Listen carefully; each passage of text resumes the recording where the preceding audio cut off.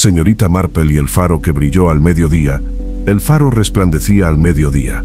La señorita Jane Marple lo vio desde la ventana de la cabaña de Dorothy Pemberton. Una visión tan extraña que sus agujas de tejer se detuvieron a mitad de la puntada. Una luz blanca y brillante atravesaba el sol de la tarde, emanando de la torre de piedra que se alzaba vigilante sobre el promontorio rocoso. Las luces del faro no brillaban al mediodía.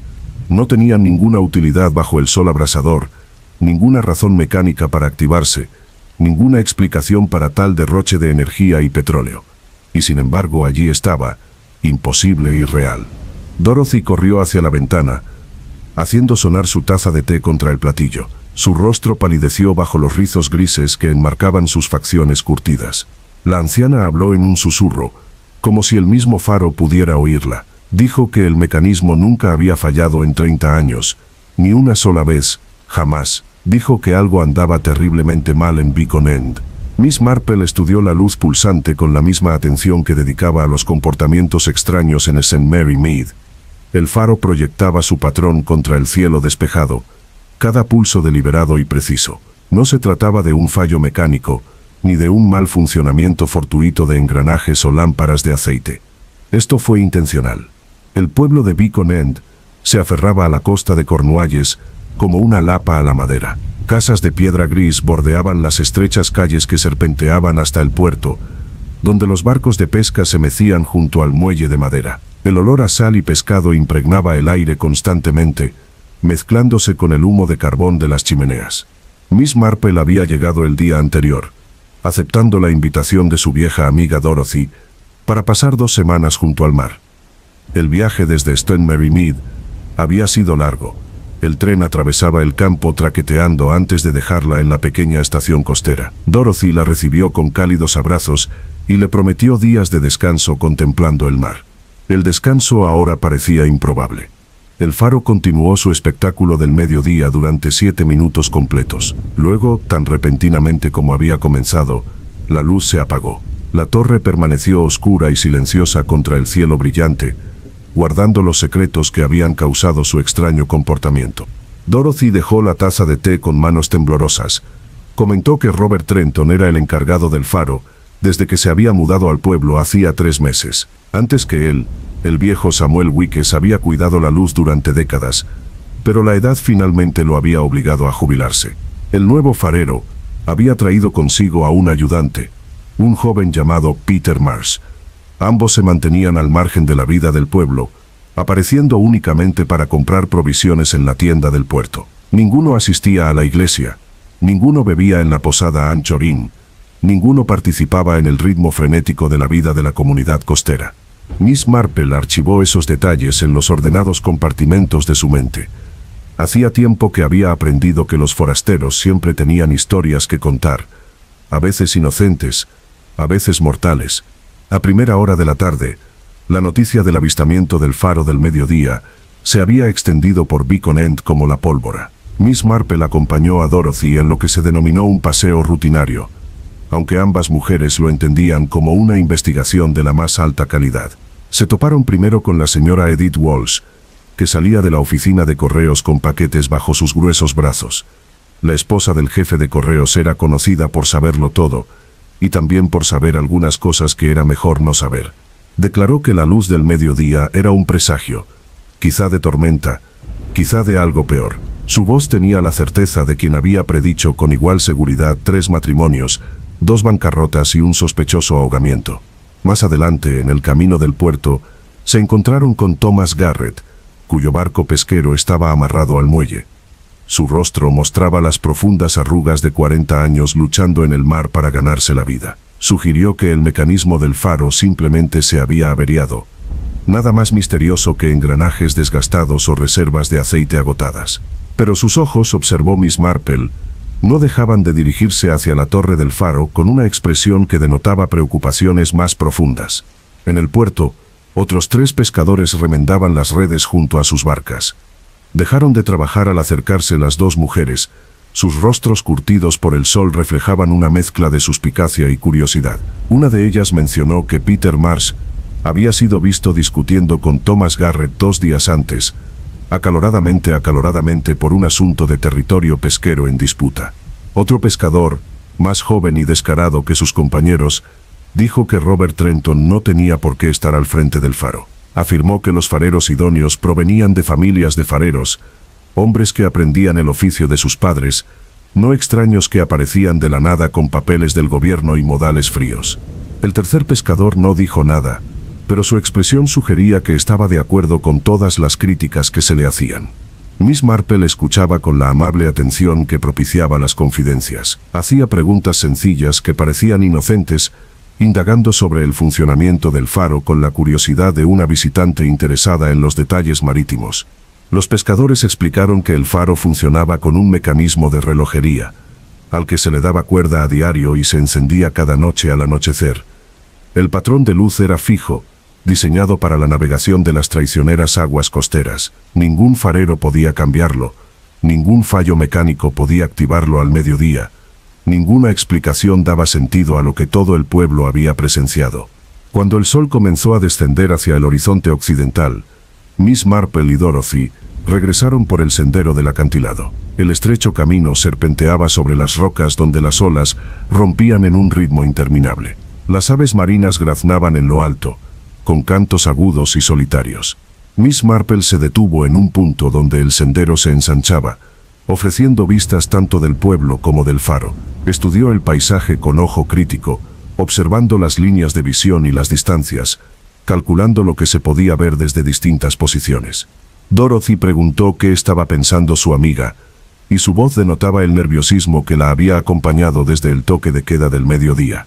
Miss Marple respondió que pensaba en la naturaleza humana, que se mantenía sorprendentemente constante tanto en pueblos tranquilos como en comunidades costeras. Pensaba que los sucesos imposibles siempre tenían una explicación, aunque las explicaciones en sí mismas solían ser más inquietantes que los misterios que resolvían. Ella pensaba que alguien había hecho brillar el faro al mediodía por alguna razón, y las razones relacionadas con los faros en lugares remotos rara vez implicaban intenciones inocentes. La tarde trajo consigo una niebla espesa, gris y fría, que llegaba del mar. Engulló el faro, borrándolo de la vista como si jamás hubiera existido. El pueblo se replegó sobre sí mismo, y las ventanas de las casas brillaban cálidamente contra la penumbra. Miss Marple estaba sentada junto a la chimenea, tejiendo con un ritmo constante. Pero no pensaba en la bufanda que se tejía en su regazo. Pensaba en el faro que brillaba al mediodía, y en lo que aquella luz imposible podría estar señalando. ¿Y a quién? El grito se oyó al amanecer. Miss Marple despertó al oír un sonido que atravesaba la bruma matutina. La voz de una mujer, bronca y horrorizada. Se levantó rápidamente para alguien de su edad. Se envolvió en su bata y se dirigió a la ventana que daba al puerto. Una luz grisácea reveló figuras que corrían hacia la base del acantilado, donde el faro se alzaba sobre su promontorio rocoso. Más aldeanos salieron de sus casas, poniéndose los abrigos mientras se apresuraban hacia el lugar donde se había producido la tragedia. Dorothy apareció en la puerta de su habitación, con el rostro desencajado por el terror. Dijo que debían irse, que algo terrible había sucedido. Su tono transmitía la certeza de una mala noticia confirmada, más que el temor que inspiraba. Las dos mujeres se vistieron rápidamente y se unieron al flujo de residentes que convergían en el sendero del faro. La niebla aún no se había disipado, lo que le daba a la mañana un aire mágico. El sudor perlaba el abrigo de Miss Marple mientras descendían por la empinada senda. Al pie del acantilado se había congregado una multitud. Miss Marple se abrió paso con delicadeza, utilizando su edad y aparente fragilidad para justificar su avance. La gente se apartaba para dejar pasar a la anciana visitante, sin reconocer la aguda inteligencia que se escondía tras su apacible semblante. Peter Marsh yacía extendido sobre las rocas. Su cuerpo había caído en una poza de marea, con un brazo retorcido bajo él en un ángulo que denotaba un impacto violento. Su rostro estaba vuelto hacia el cielo, con los ojos abiertos pero sin ver. La sangre se había mezclado con el agua de mar, creando remolinos rosados que se movían con cada ola. El joven tendría unos 30 años. Era moreno y de complexión robusta. Su uniforme de farero estaba desgarrado, con los botones esparcidos sobre las piedras. Una de sus botas se había salido, dejando al descubierto un calcetín con el talón cuidadosamente remendado. Robert Trenton permanecía apartado de los aldeanos reunidos, de espaldas a la pared del faro. El farero era un hombre delgado de mediana edad, de rostro anguloso y serio. Miraba fijamente a su ayudante muerto con una expresión que Miss Marple no pudo descifrar del todo. Conmoción sin duda, pero algo más subyacente, algo que podría haber sido miedo o podría haber sido cálculo. El agente George Penrose llegó en bicicleta, desmontando con la arrogancia propia de un jefe de poca monta. Era un hombre corpulento que había vivido toda su vida en Beacon End, sin aventurarse jamás más allá del pueblo, a 12 millas de distancia. Su uniforme le quedaba ajustado sobre el vientre, con los botones a punto de estallar. El agente declaró que se trataba de un lamentable accidente, y su voz resonó entre la multitud congregada. Dijo que Peter Marsh debió haber resbalado mientras realizaba sus labores matutinas. Las rocas eran traicioneras cuando estaban mojadas, y tales tragedias ocurrían en las comunidades costeras. Miss Marple observó la línea de la marea, anotando hasta dónde había llegado el agua durante la noche.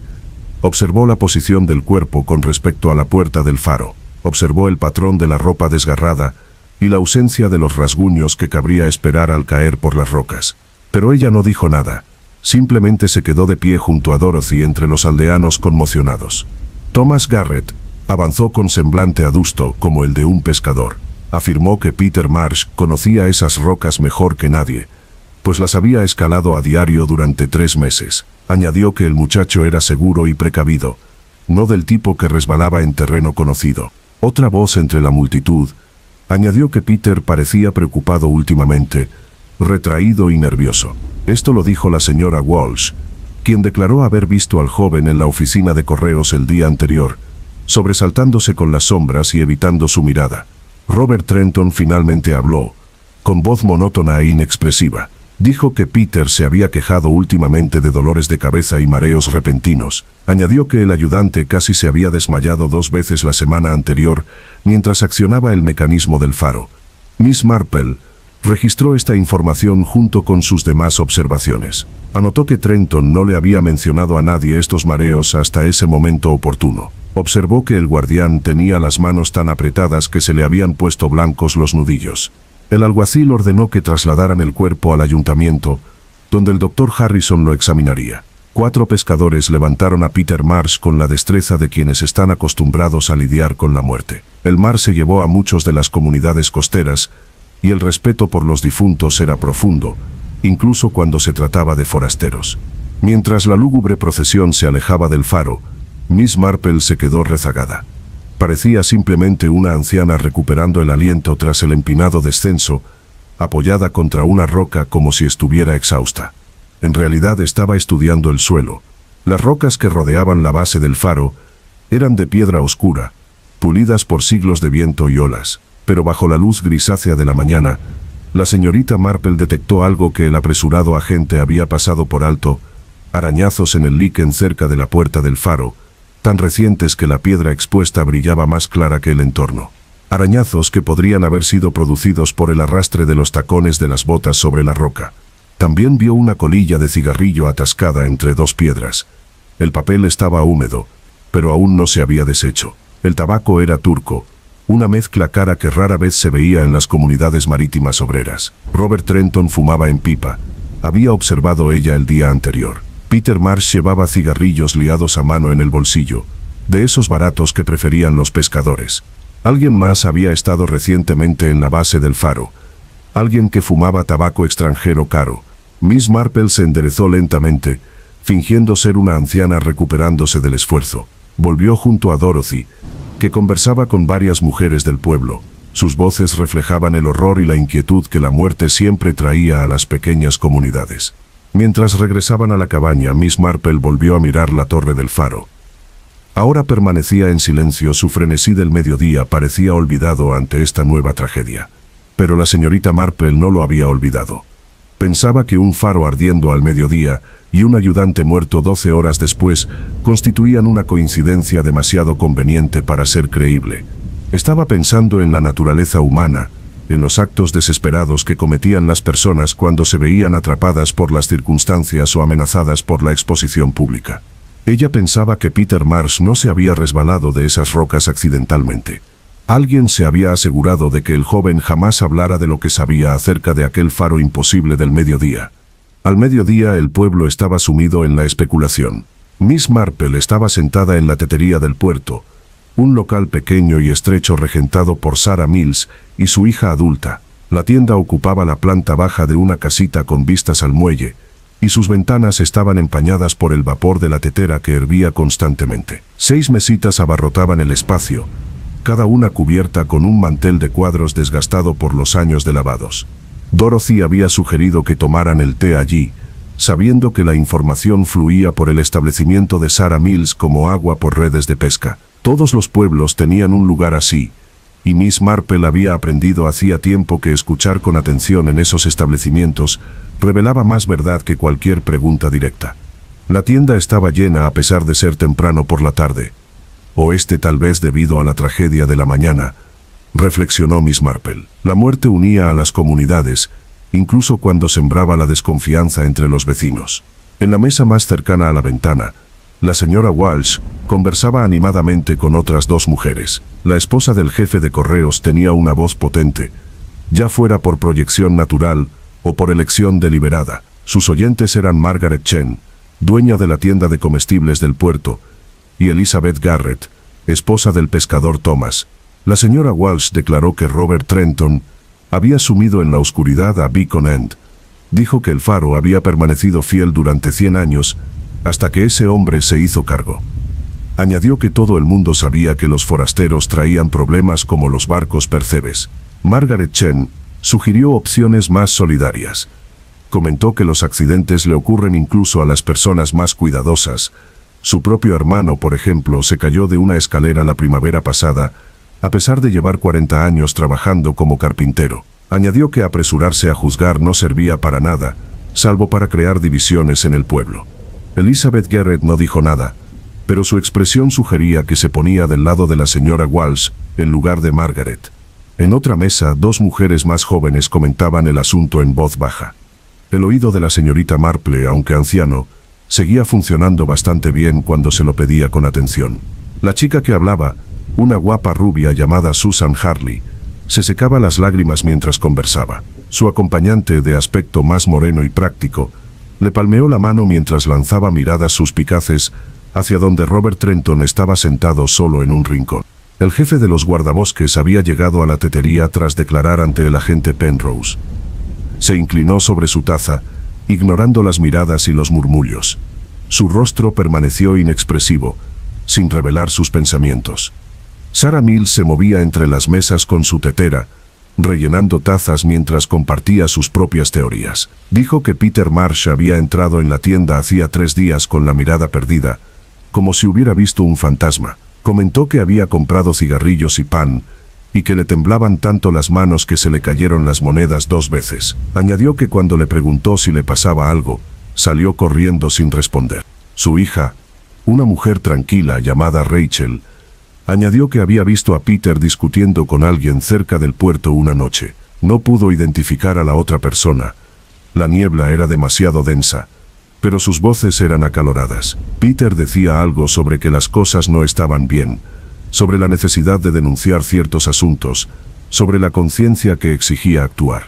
Esto captó por completo la atención de la señorita Marple, aunque ella no dio ninguna señal externa más allá de un suave sorbo de su té. Thomas Garrett entró en la tienda, llenando con su presencia el pequeño espacio.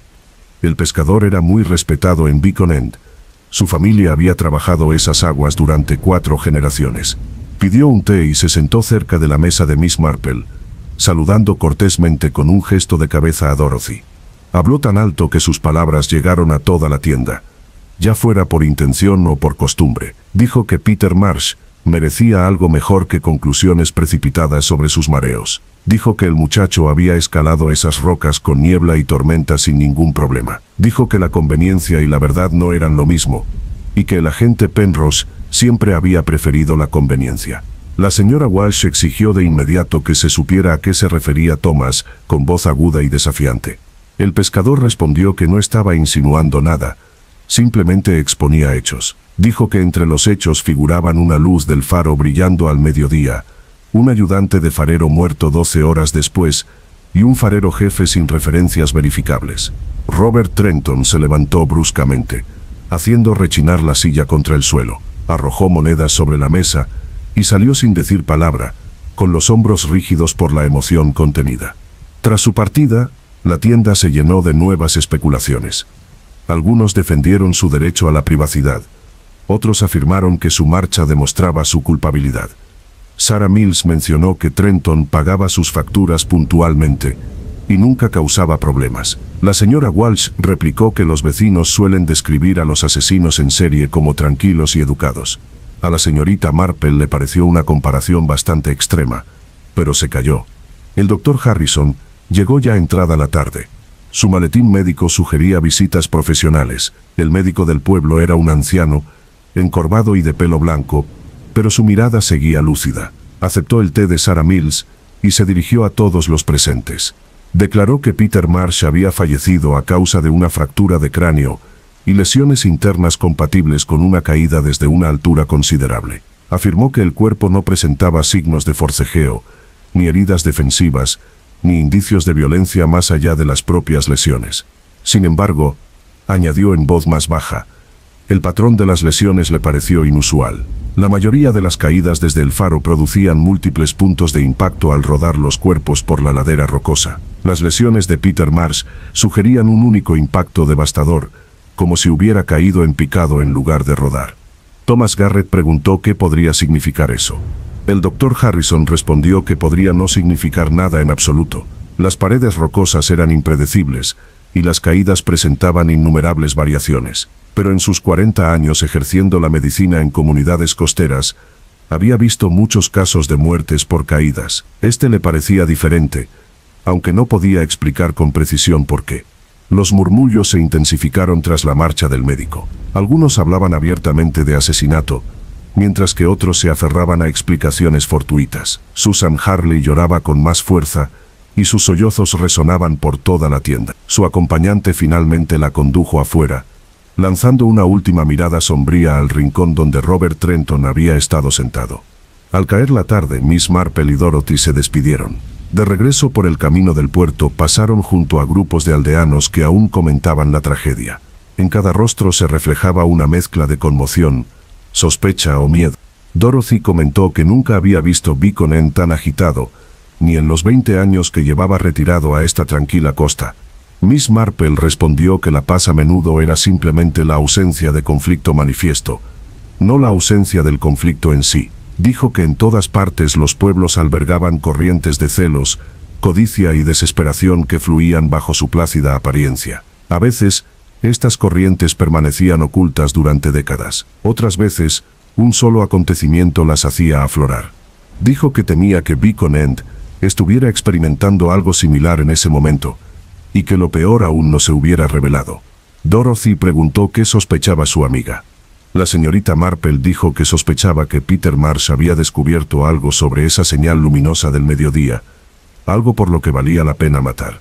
Dijo que sospechaba que aún no habían identificado a todos los participantes en este juego mortal.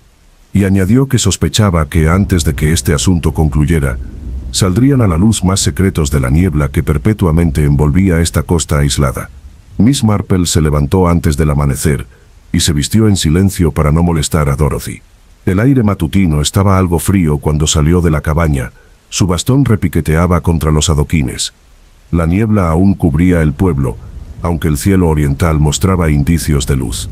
Llevaba puesto su abrigo más abrigado y el calzado más práctico, sabiendo que los senderos del acantilado estarían húmedos y resbaladizos. Su destino era el faro. Durante la cena le había comentado a Dorothy que pensaba dar paseos matutinos para reponer fuerzas durante su visita, explicándole que su médico le había recomendado ejercicio diario para mejorar su circulación. Esto era totalmente cierto, aunque es poco probable que dicho médico le hubiera recomendado paseos solitarios a oscuras hasta escenas del crimen. El pueblo dormía mientras ella avanzaba por las estrechas calles hacia el sendero costero. Una sola luz ardía en la panadería, donde ya habían comenzado los preparativos para el pan del día. Por lo demás, Beacon End permanecía cerrado y en silencio. Miss Marple caminaba despacio, reservando energías para las cuestas más empinadas que le esperaban. Hacía décadas que había aprendido que a las ancianas se las consideraba inofensivas, lo que le permitía observar e investigar sin levantar sospechas. Aprovechó esta ventaja sin pudor alguno. El sendero hacia el faro serpenteaba al borde del acantilado, ofreciendo vistas espectaculares que permanecían ocultas en la oscuridad del amanecer.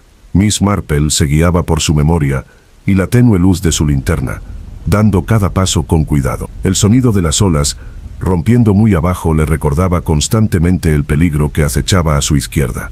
Llegó al faro justo cuando el sol asomaba por el horizonte, tiñendo la torre de piedra de dorado y carmesí. El edificio tenía 2 plantas, y sus paredes blancas mostraban las marcas de la sal y las tormentas. Una pequeña cabaña adosada a la torre servía de residencia al farero. Sus ventanas eran oscuras. Miss Marple se sentó en una roca plana, a 20 metros de la puerta del faro, acomodándose como si simplemente descansara tras su paseo.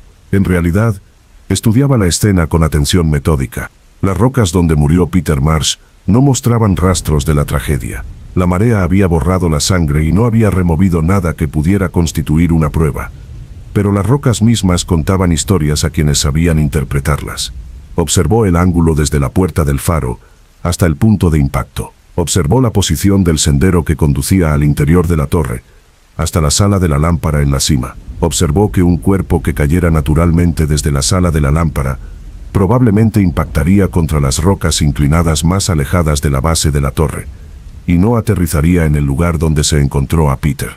Un movimiento llamó su atención. Robert Trenton salió de la cabaña con su plato de desayuno. Se detuvo al ver a la señorita Marple, con expresión cautelosa.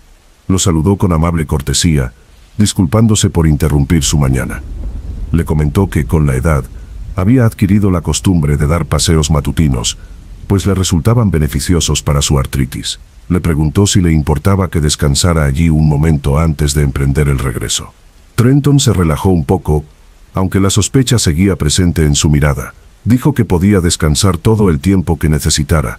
Las rocas no pertenecían a nadie. Su voz tenía el acento plano del norte de Inglaterra, muy distinto del suave acento córnico de los lugareños. Miss Marple le dio las gracias y sacó su labor de punto del bolso, retomando las agujas su ritmo habitual. Comentó que el faro debía de requerir un mantenimiento considerable, un puesto de gran responsabilidad para un solo hombre ahora que su ayudante había fallecido.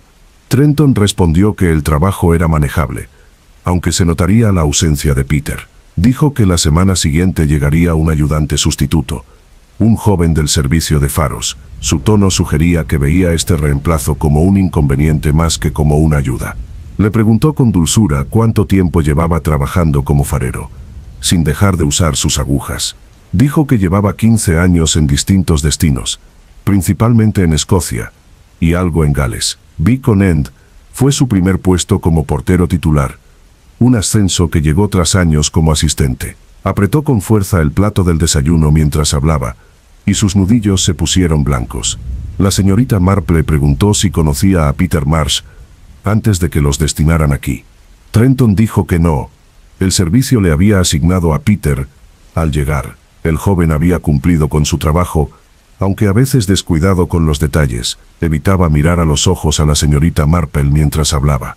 Mencionó haber oído que Peter sufría de mareos últimamente, una condición muy peligrosa para alguien que trabaja en altura. El guardián confirmó que los episodios habían comenzado hacía unos 10 días.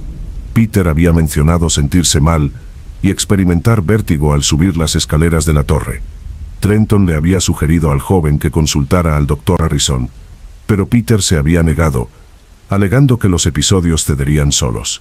Miss Marple asintió con simpatía, mientras sus agujas hacían clic.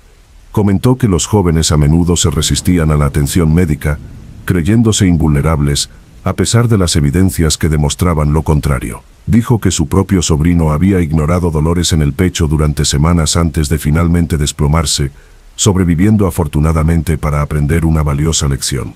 Trenton pareció relajarse aún más ante estas divagaciones propias de una abuela. Dijo que la tragedia podría haberse evitado si Peter hubiera actuado con más sensatez. Coincidió en que siempre es mejor prevenir que la tragedia. Luego, con total naturalidad, mencionó el curioso incidente del faro del mediodía de ayer. Un suceso tan inusual, dijo, seguramente lo habrá alarmado mucho. El semblante de Trenton cambió por completo. Su rostro se endureció, y la sospecha volvió con toda su fuerza. Dijo que las fallas mecánicas ocurrían ocasionalmente, nada siniestro en los engranajes que patinaban o en los contrapesos que se atascaban. Añadió que lo había reportado al servicio de faros, quienes inspeccionarían el mecanismo el mes siguiente. La señorita Marple observó que el patrón de destellos de la baliza parecía bastante regular, nada parecido a lo que podría producir un fallo mecánico aleatorio. El farero respondió secamente que él era el experto en mecanismos de faros, no los turistas ancianos. Dijo que la luz del mediodía había sido un fallo, que la muerte de Peter había sido un accidente y que especular no ayudaba a nadie. Añadió que si ella le disculpaba, debía atender sus deberes. Se giró y entró a grandes zancadas en la cabaña, cerrando la puerta con énfasis. Miss Marple continuó tejiendo durante varios minutos, aparentemente imperturbable ante el despido, pero su mente trabajaba a toda velocidad, procesando la conversación en busca de información útil. Robert Trenton ocultaba algo, de eso no cabía duda. Si se trataba de un asesinato o de alguna otra falta menor, seguía sin estar claro. Su actitud defensiva respecto a la baliza del mediodía sugería que tenía un significado que iba más allá de un simple fallo mecánico. Se levantó despacio, recogió su labor de punto y emprendió el camino de regreso hacia el pueblo. Pero en lugar de tomar el sendero principal, optó por una senda más estrecha que serpenteaba alrededor del promontorio del faro. Esta ruta era más larga y difícil, pero ofrecía vistas de la torre desde distintos ángulos. A mitad del camino, descubrió algo interesante. Un lugar resguardado entre las rocas, protegido del viento y la marea, mostraba señales de haber sido ocupado recientemente. Colillas de cigarrillos yacían esparcidas, al menos una docena, todas del mismo tabaco turco que había visto en el lugar del crimen. Alguien había pasado bastante tiempo allí, vigilando el faro mientras fumaba cigarrillos caros. Miss Marple examinó la posición con detenimiento. Desde allí, se podía observar la puerta y las ventanas del faro sin ser vista fácilmente. Alguien había estado vigilando, y hacía tan poco tiempo que las colillas de cigarrillos aún no se habían dispersado con el viento. Recogió una colilla, la envolvió cuidadosamente en su pañuelo y la guardó en el bolso. Era una prueba, aunque aún no sabía qué podía demostrar. Continuando por el sendero, se encontró con Thomas Garrett que venía en dirección opuesta. El pescador llevaba una cuerda enrollada y una bolsa de herramientas, y se dirigía claramente hacia su barco en el puerto. Tocó su gorra respetuosamente, y le preguntó si se había perdido, ya que aquel sendero era peligroso para alguien no acostumbrado a caminar por la costa. La señorita Marple le aseguró que era perfectamente capaz, pues había recorrido terrenos difíciles a lo largo de su dilatada vida. Le preguntó si solía pasar por allí. Thomas dijo que usaba ese sendero para revisar las nasas de langosta colocadas entre las rocas cercanas a la costa. Añadió que también era la ruta más rápida al faro, si uno quería evitar el acceso principal. La observaba con atención, preguntándose claramente cuál era su verdadero propósito. Comentó que el farero parecía bastante angustiado por los recientes acontecimientos, algo comprensible dada la tragedia. El pescador comentó que Robert Trenton había sido extraño desde su llegada, reservado y reacio a interactuar con la comunidad. Añadió que los fareros solían ser personas sociables, que comprendían que el aislamiento requería contacto humano para el bienestar mental. Trenton actuaba como si el pueblo no existiera, salvo cuando necesitaba provisiones. Miss Marple mencionó que había observado que el guardián parecía particularmente a la defensiva con respecto al incidente del faro del mediodía. Thomas se detuvo, su rostro curtido por el sol ensombrecido. Comentó que ella era muy perspicaz para ser una visitante. La mayoría pasaba por alto esos detalles. Añadió que él mismo se había preguntado qué era esa baliza, pues estaba en alta mar cuando ocurrió. Dijo que la luz había sido visible desde su barco a 5 millas de la costa, llamando su atención como una hoguera. Ella le preguntó qué conclusión había sacado de esa observación. Respondió que las luces de los faros cumplían dos funciones: servir de guía a los barcos y de señal para quienes sabían interpretarlas. Añadió que durante la guerra, las luces costeras se habían utilizado para todo tipo de comunicaciones clandestinas. Concluyó diciendo que sería ingenuo suponer que tales prácticas habían cesado por completo con la paz. A la señorita Marple le pareció esta observación de lo más esclarecedora. El agente Penrose realizó su arresto al tercer día después de la muerte de Peter Marsh. Miss Marple se enteró mientras tomaba el té con Dorothy. La joven Rachel Mills irrumpió en la cabaña sin llamar, con el rostro enrojecido por la carrera. Exclamó sin aliento al enterarse de que el agente había detenido a Robert Trenton, y todo el pueblo se congregó para ver cómo se llevaban esposado al farero.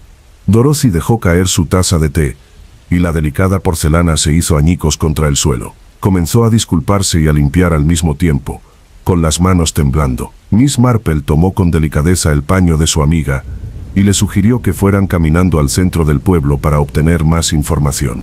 Cuando llegaron a la modesta oficina del alguacil, una multitud se había congregado afuera. La señora Walsh se puso al frente, declarando en voz alta que la justicia había sido rápida y justa. Dijo que cualquiera podía ver que Trenton había asesinado a su asistente, probablemente por dinero o alguna sórdida disputa. Margaret Chen argumentó que el arresto no implicaba culpabilidad. Los juicios existían para determinar la verdad.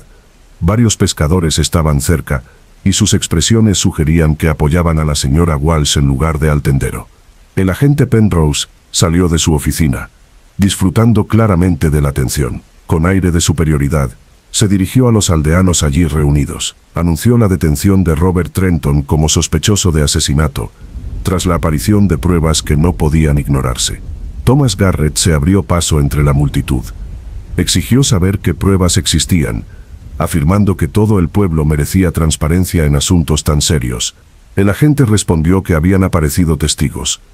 3 personas distintas declararon haber visto a Trenton y a Peter Marsh discutiendo acaloradamente la noche anterior al fallecimiento. La discusión giraba en torno al dinero, concretamente a las irregularidades que Peter había descubierto en las cuentas de suministros del faro. Además, continuó Penrose, el examen de esas cuentas reveló que Trenton había estado robando sistemáticamente al servicio del faro. Pequeñas cantidades durante varios meses, pero que sumaban casi 50 libras. Al parecer, Peter Marsh había descubierto este robo y se lo había recriminado a su superior. La multitud murmuró con satisfacción. Esta narrativa encajaba perfectamente con su comprensión de la motivación criminal: robo, confrontación, asesinato para silenciar al testigo. Simple y conciso. La señorita Marple escuchó sin comentar nada, su rostro mostrando únicamente un cortés interés. El doctor Harrison llegó al lugar de los hechos. Su maletín médico sugería que había interrumpido su ronda médica. Le preguntó a Penrose si las pruebas físicas respaldaban la teoría de que el asesinato se había producido tras una discusión. El agente declaró que las pruebas físicas coincidían con la hipótesis de que Peter había sido empujado desde la sala de la lámpara del faro. La caída vertical y el único punto de impacto sugerían una acción deliberada y no un resbalón accidental. Thomas Garrett intervino diciendo que esa misma evidencia podría sustentar otras interpretaciones. Preguntó si el agente había investigado a otros sospechosos. Penrose replicó con irritación que una investigación adecuada implicaba seguir las pruebas hasta donde condujeran. Las pruebas apuntaban directamente a Robert Trenton. El guardián tenía motivo, oportunidad y ninguna coartada creíble. Afirmó haber estado durmiendo en la cabaña a la hora estimada de la muerte, pero nadie pudo verificar su afirmación. La señora Walsh declaró que los asesinos siempre dormían profundamente después de sus crímenes, pues la conciencia era algo de lo que los criminales carecían por completo. Varias mujeres entre la multitud asintieron en señal de aprobación ante esta apreciación psicológica. Susan Hartley estaba de pie casi al fondo del grupo, con los ojos enrojecidos de tanto llorar. De repente, habló con voz temblorosa pero clara. Dijo que Peter le había comentado hacía 2 semanas que algo andaba mal en el faro. No le había especificado qué, solo que le remordía la conciencia. Esta declaración electrizó a la multitud. Allí estaba la víctima inocente, presintiendo el peligro, confiando sus miedos a su amada. La narración se volvía más completa y satisfactoria con cada añadido. El agente Penrose agradeció a Susan su testimonio y le aseguró que se haría justicia. Dijo que Trenton permanecería detenido en la celda pequeña detrás de su oficina, hasta que llegara el transporte para llevarlo a la cárcel del condado. El juicio probablemente se celebraría dentro de un mes. La multitud comenzó a dispersarse, mientras las conversaciones bullían de satisfacción y satisfacción. El misterio se había resuelto, el asesino había sido capturado, y la normalidad podía regresar. Miss Marple permaneció en la plaza mucho después de que los demás se hubieran marchado. Dorothy esperó pacientemente a su lado, reconociendo esa expresión en el rostro de su amiga. Era la mirada que Miss Marple ponía cuando algo la inquietaba profundamente, cuando las piezas de un rompecabezas se negaban a encajar. Finalmente Dorothy preguntó qué sucedía. Seguramente el arresto debería traer alivio. Miss Marple respondió que las soluciones convenientes a menudo ocultaban verdades incómodas. Dijo que Robert Trenton podría ser culpable de robo, lo cual parecía bastante plausible, dadas las pruebas contables. Pero el robo y el asesinato eran delitos distintos, que requerían motivaciones diferentes. Señaló que el robo de 50 libras a lo largo de varios meses sugería una planificación meticulosa y paciencia. Una persona así no cometería un asesinato a sangre fría al ser confrontada, arriesgándolo todo con violencia inmediata. Lo más probable es que hubiera intentado negociar, ofrecido compartir el dinero robado o alegado un malentendido en las cuentas. Dorothy sugirió que tal vez Peter había rechazado todas esas insinuaciones, amenazando con una exposición inmediata. Miss Marple reconoció esa posibilidad, pero señaló que el faro del mediodía aún carecía de explicación. Si Trenton hubiera estado planeando un asesinato, ¿por qué llamar la atención sobre el faro con una demostración tan inverosímil? Si la historia del fallo mecánico era cierta, la coincidencia temporal parecía asombrosa. También señaló que el origen de los cigarrillos turcos seguía sin explicación. Robert Trenton fumaba en pipa. Peter Marsh usaba tabaco barato de liar. Sin embargo, alguien que prefería los cigarrillos extranjeros caros había pasado bastante tiempo observando el faro últimamente. Dorothy preguntó si su amiga tenía intención de investigar más a fondo a pesar del arresto. Miss Marple afirmó que su intención era garantizar que se hiciera justicia. Añadió que a veces los pueblos se precipitaban a juzgar, deseosos de una resolución que les permitiera retomar su cómoda rutina. Dijo que encarcelar a la persona equivocada era una doble injusticia, castigar al inocente y liberar al culpable. Regresaron lentamente a la cabaña, pasando por el puerto donde los barcos de pesca se preparaban para zarpar por la tarde. Thomas Garrett trabajaba en su embarcación, remendando una vela con movimientos rápidos y precisos. Alzó la vista al pasar las dos mujeres. Llamó a la señorita Marple, preguntándole si creía que el agente Penrose había arrestado al hombre correcto. Hizo una pausa, meditando cuidadosamente su respuesta. Dijo que creía que el agente había arrestado al hombre obvio, lo cual no siempre era lo mismo. Añadió que las soluciones obvias complacían a todos, excepto a quienes comprendían que la verdad rara vez es evidente. Thomas sonrió ante la respuesta. Dijo que ella pensaba como su abuela, quien había sido la persona más inteligente de 3 condados. Añadió que si quería saber más sobre lo ocurrido la noche en que murió Peter Marsh, debía hablar con su hijo Jamie. El muchacho había estado revisando las redes hasta tarde y había visto cosas que no le había mencionado a la gente. Miss Marple le agradeció la información y le preguntó dónde podría encontrar a Jamie. El pescador dijo que su hijo estaría en el cobertizo para botes después de que terminaran las clases, alrededor de las 4 de la tarde. Dijo que Jamie era tímido con los desconocidos, pero que hablaría con libertad si la señorita Marple mencionaba que su padre la había enviado. Mientras seguían caminando, Dorothy comentó que su amiga parecía haber desarrollado una red bastante extensa de informantes en tan solo 3 días. Miss Marple respondió que la gente, en general, deseaba que la verdad saliera a la luz, simplemente necesitaban a alguien que los escuchara sin juzgarlos. Añadió que la clave de la investigación no residía en preguntas ingeniosas, sino en prestar atención paciente a lo que la gente deseaba revelar. Dijo que Jamie Garrett le contaría algo importante, algo que cambiaría por completo la perspectiva de la muerte de Peter Marsh. Dijo que el faro del mediodía era la clave de todo, y que hasta que no comprendieran por qué había brillado, no entenderían quién había matado para proteger ese secreto.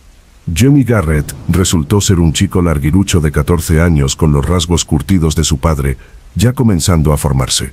Miss Marple lo encontró en el cobertizo para botes, tal como había prometido, reparando una nasa para langostas.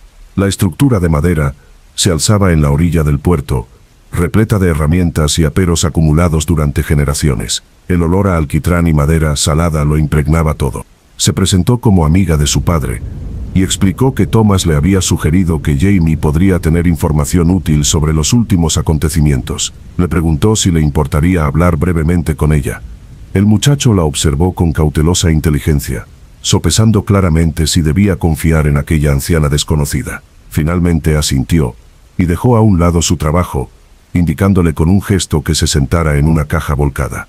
Miss Marple se acomodó con cuidado, arreglando sus faldas y sacando su inseparable labor de punto. Comenzó a tejer mientras contemplaba la hermosa tarde, el cielo despejado y la apacible escena del puerto. Jamie se relajó al ver que ella no le exigía nada en concreto, simplemente tejía y comentaba cosas cotidianas. Al cabo de unos minutos, comentó que su padre le había dicho que era muy lista, a diferencia de la mayoría de los visitantes que venían haciendo preguntas tontas.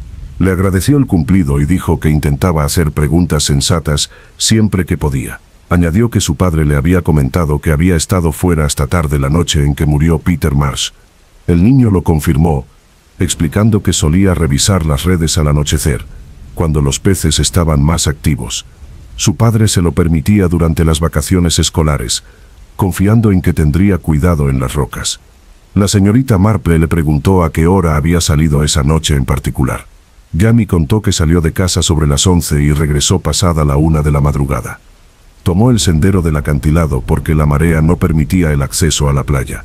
Su voz se tornó más segura a medida que hablaba, sintiéndose claramente cómodo al relatar sus actividades nocturnas.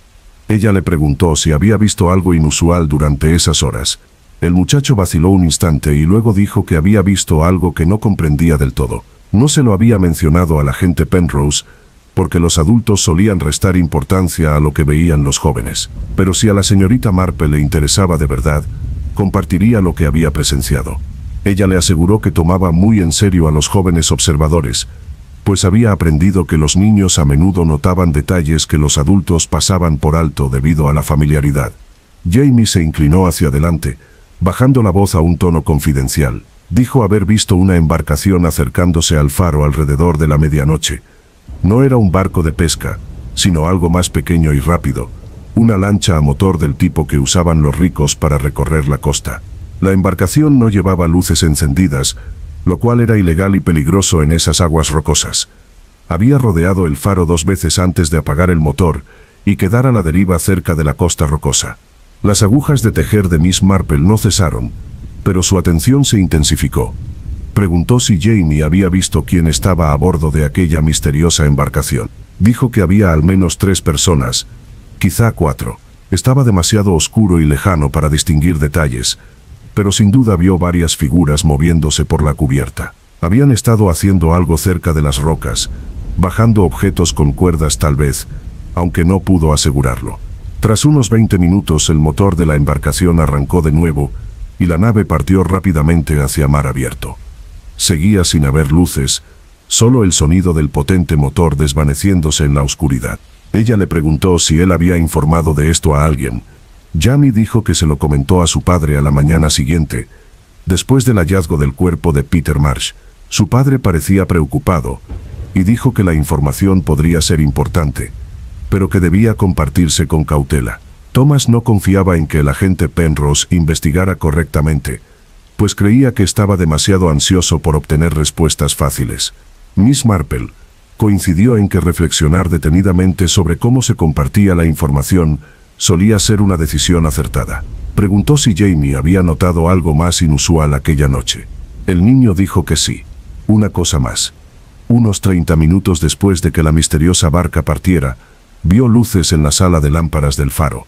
No la luz principal, sino luces más pequeñas como linternas o antorchas que se movían. Le pareció extraño porque los fareros no solían trabajar en la sala de lámparas por la noche, salvo para el mantenimiento de la propia luz. Las luces se movieron durante unos 10 minutos antes de desaparecer. Luego todo volvió a la oscuridad y el silencio. Miss Marple elogió a Jamie por sus excelentes observaciones y su prodigiosa memoria. Le preguntó si podía describir la lancha motora con más detalle, cualquier cosa que pudiera ayudar a identificarla. Reflexionó detenidamente antes de responder. Dijo que la lancha parecía cara, y que el motor era muy suave y silencioso para su potencia. Comentó que parecía medir unos 6 metros de largo, pintada de colores oscuros que se mimetizaban con la noche. Añadió que se movía con la seguridad de alguien que conocía bien esas aguas, lo que sugería que era propiedad de la zona, y no de un visitante lejano. Preguntó cuántas embarcaciones de ese tipo existían en la zona. Jamie dijo que quizá 5 en un radio de 10 millas de Beacon End. Los veraneantes adinerados las conservaban para navegar por placer. La mayoría estaban guardadas para el invierno, pero algún propietario entusiasta aún podría sacarlas a navegar en noches tranquilas. Se ofreció a anotar los nombres de las familias que poseían embarcaciones similares. Miss Marple aceptó agradecida la oferta y sacó un papel de su bolso. Mientras Jamie escribía con su cuidada letra de colegial, ella le hizo una última pregunta: si el barco se había acercado desde el norte o desde el sur. El muchacho dijo sin duda que venía del sur, de la dirección de Port Curno, y no del Atlántico abierto. Este detalle era importante porque sugería que el barco procedía de un puerto cercano, y no de uno lejano. Jamie le entregó la lista completa con 5 nombres y ubicaciones aproximadas. Miss Marple la examinó con atención, notando que un nombre le resultaba familiar de las conversaciones del pueblo. Dobló el papel y lo guardó con cuidado en su bolso. Agradeció a Jamie su inestimable ayuda y comentó que sus observaciones habían esclarecido varios aspectos desconcertantes del asunto. Le pidió que siguiera teniendo cuidado durante sus salidas de pesca nocturnas, ya que a veces las personas peligrosas se molestan cuando se las observa. El chico prometió tener cuidado y dijo que esperaba que ella descubriera la verdad. Dijo que Peter Marsh había sido bueno con él, que le había enseñado algunos nudos de cuerda y que nunca lo había tratado como a un niño tonto, como hacían algunos adultos. Dijo que Peter merecía algo mejor que el castigo injusto que recibió por su asesinato. Miss Marple regresó caminando por el pueblo, mientras las sombras de la tarde se alargaban. Su mente trabajaba con rapidez, integrando las observaciones de Jamie en el panorama general que poco a poco se iba formando. Una barca llegó a medianoche sin luces, dando vueltas alrededor del faro y bajando objetos cerca de las rocas. 30 minutos después se encendieron las luces de la sala de lámparas, lo que sugiere que alguien entró en el faro después de que la barca partiera. Peter Marsh fue hallado muerto al amanecer. Su cuerpo estaba en una posición extraña, como si hubiera caído accidentalmente. Y 12 horas antes de todo esto, el faro brillaba de forma imposible al mediodía. Se detuvo en la oficina de correos, donde la señora Walsh estaba cerrando. La esposa de la empleada de correos pareció sorprendida al ver a la señorita Marple, pero la invitó a pasar con el entusiasmo de quien siempre tiene ganas de conversar. Miss Marple preguntó si la señora Walsh conocía a las familias de la lista de Jamie, centrándose especialmente en un nombre que le había llamado la atención: Sir Edmund Weatherby, cuya finca se encontraba a 3 millas al sur, a lo largo de la costa. El rostro de la señora Walsh se iluminó con el placer de compartir información privilegiada. Dijo que Sir Edmund provenía de una familia adinerada, cuya fortuna naviera se había amasado durante la época victoriana. Su familia había sido propietaria de Weatherby Hall durante 6 generaciones, aunque el propio Sir Edmund pasaba la mayor parte del tiempo en Londres. Visitaba la finca quizás una vez al mes, llegando por lo general sin avisar y marchándose con la misma rapidez. La jefa de correos mencionó que Sir Edmund había estado recientemente en la finca, pues su coche había sido visto hacía 3 días. Esta coincidencia era exacta. Coincidía con el toque de queda del mediodía y su posterior fallecimiento. La señorita Marple preguntó si Sir Edmund poseía una lancha a motor.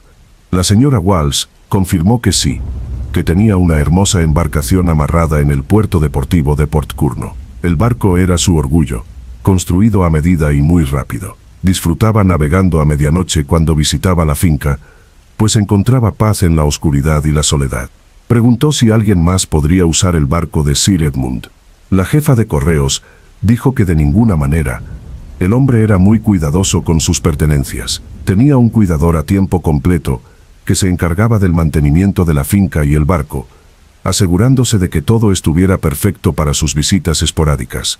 Miss Marple agradeció a la señora Walsh la información y regresó a la cabaña de Dorothy. Su amiga le tenía la cena preparada, aunque el apetito de Miss Marple había disminuido por el peso de su creciente comprensión. Después de cenar, se sentó junto al fuego con su labor de punto, organizando los hechos en una teoría coherente. Dorothy leía, pero observaba a su amiga con atención preocupada. Finalmente Dorothy preguntó qué había descubierto la señorita Marple que la perturbaba tan profundamente. Miss Marple dejó de tejer y habló con cautela. Dijo que Peter Marsh no había sido asesinado por haber descubierto el robo de 50 libras. Esa cantidad no era motivo suficiente para un asesinato, sobre todo teniendo en cuenta la personalidad precavida de Robert Trenton. Peter había muerto por haber presenciado algo mucho más valioso y peligroso. Había visto llegar un barco a medianoche, había visto su cargamento, y quizá había visto quién desembarcó de él. La señal del faro del mediodía indicaba que la costa estaba despejada para operar de noche. Pero Peter había estado en el faro, había visto lo que no debía haber visto, y tal vez se había enfrentado a los implicados. Y así, lo asesinaron para garantizar su silencio eterno. Su muerte fue escenificada para que pareciera accidental. Y el arresto de Robert Trenton les vino de perlas a los verdaderos asesinos, desviando por completo la atención de sus actividades. Dorothy preguntó qué tipo de carga justificaría acciones tan extremas. La señorita Marple respondió que la valiosa carga adoptaba muchas formas: mercancías de contrabando, objetos robados, cosas que requerían transporte secreto lejos del escrutinio oficial. La guerra quizá hubiera terminado hacía años, pero la lucrativa actividad ilegal continuaba sin cesar. Dijo que necesitaba visitar Weatherby Hall mañana para ver qué observaciones se podían hacer sobre Sir Edmund y su finca costera. Dijo que la verdad por fin estaba emergiendo de la niebla, aunque confirmarla requeriría una investigación minuciosa y posiblemente un riesgo personal considerable. La mañana trajo consigo una lluvia que llegó desde el Atlántico, tiñendo el pueblo de gris y desolador. Miss Marple se puso su abrigo más impermeable y sus botas más resistentes. Dorothy protestó por las condiciones climáticas, sugiriendo posponer la reunión hasta que mejoraran. Pero Miss Marple insistió, diciendo que la demora podría brindar la oportunidad de destruir pruebas. Salió sola, convencida de que dos ancianas bajo la lluvia llamarían más la atención que una sola. Llevaba su bastón y un paraguas, con el aspecto de una turista ingenua decidida a hacer turismo sin importar el tiempo. El paseo hasta Weatherby Hall duró casi una hora por caminos embarrados. Las puertas de la finca estaban abiertas, lo que facilitó considerablemente el acceso. Miss Marple subió por el largo camino bordeado de árboles goteantes, con los zapatos chapoteando en los charcos. El salón en sí era magnífico, propio de la opulencia antigua, construido en piedra y cubierto de hiedra que trepaba por sus muros centenarios. Unos extensos jardines rodeaban el edificio, aunque el invierno los había reducido a tallos desnudos y tierra empapada. Observó que varias ventanas de la planta baja permanecían abiertas a pesar de la lluvia, lo que sugería una ocupación reciente y una partida apresurada. Se acercó a la puerta principal y llamó con firmeza, preparada para encontrarse con los sirvientes o con el mismísimo Sir Edmund. Pero nadie respondió a pesar de sus repetidos intentos. La casa poseía el peculiar silencio de los espacios recientemente abandonados.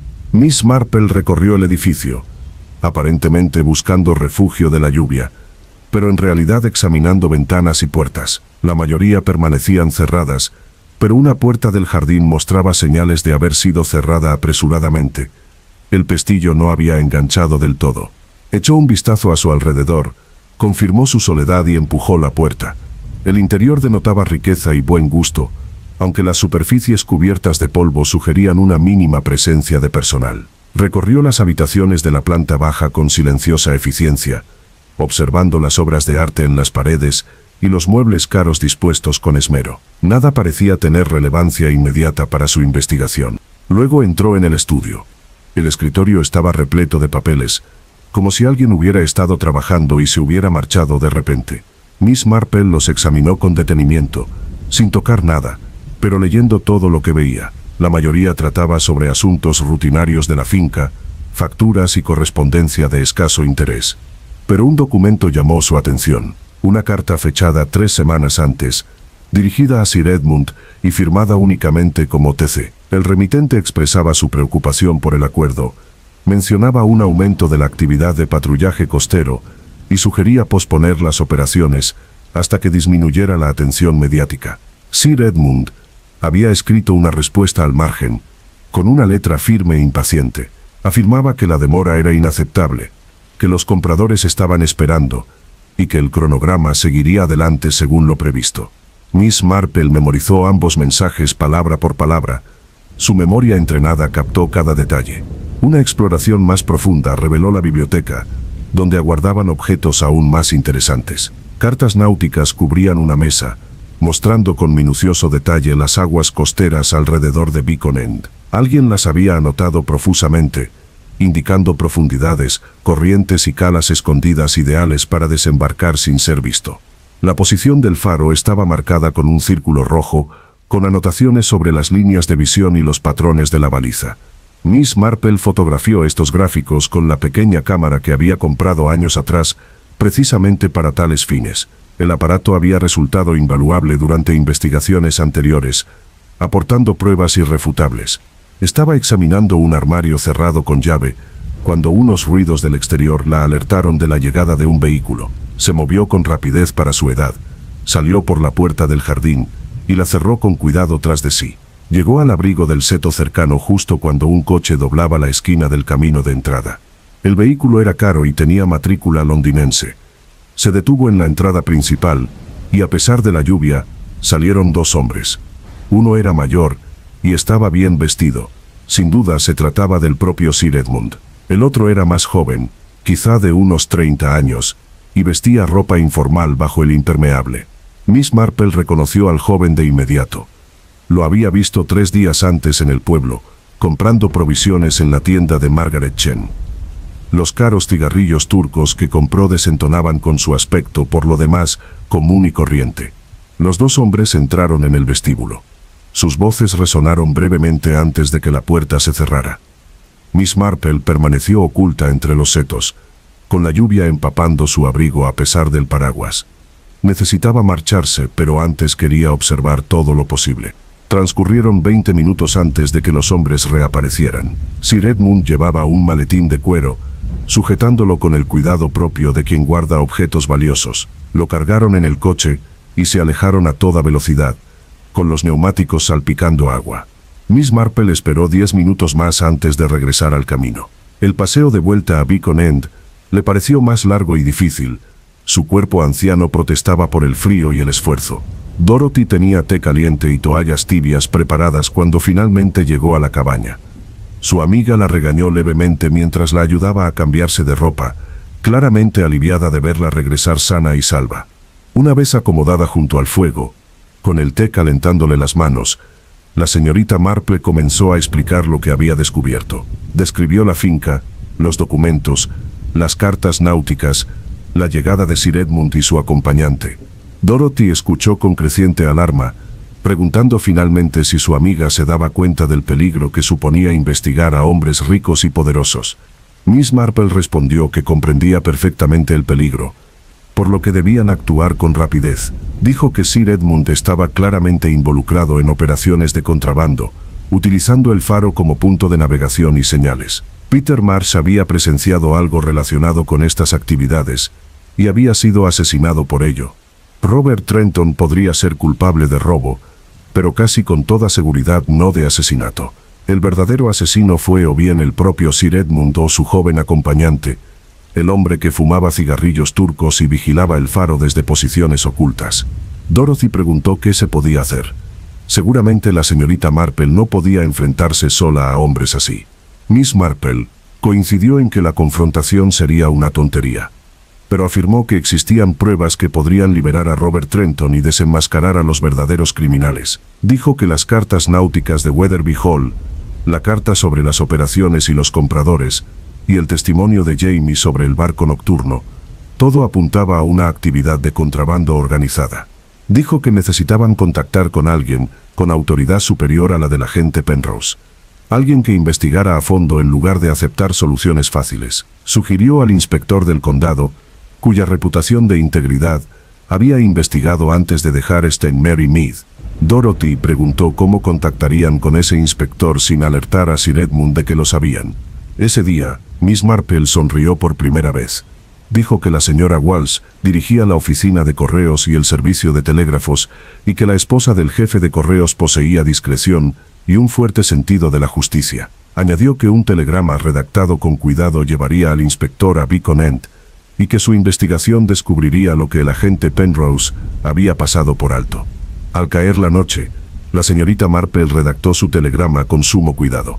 proporcionó la información justa para intrigar al inspector sin revelar fuentes ni acusaciones concretas. Mencionó muertes inexplicables, posible contrabando, detenciones injustas y solicitó una investigación inmediata.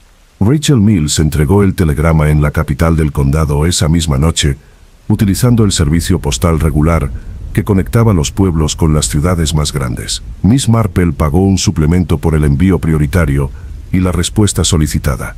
La respuesta llegó a la mañana siguiente. El inspector Davis llegaría a Beacon End al mediodía, según indicaba su telegrama. Solicitó a la señorita Marple que se reuniera con él en la posada Anchor para hablar en privado sobre sus preocupaciones. Miss Marple dedicó las horas restantes de la mañana a organizar las pruebas, las fotografías de Weatherby Hall, el testimonio escrito de Jamie y sus propias observaciones sobre los cigarrillos turcos y el barco de medianoche. También elaboró una cronología detallada de los hechos, relacionando la señal del mediodía con la muerte de Peter y su posterior arresto. Todo apuntaba a que Sir Edmund Weatherby y su acompañante utilizaban el faro para coordinar el contrabando. La señal del mediodía indicaba el inicio de las operaciones nocturnas. Peter Marsh había descubierto su actividad, quizá al ver llegar el barco o al encontrar mercancía de contrabando. Lo asesinaron para proteger la lucrativa operación.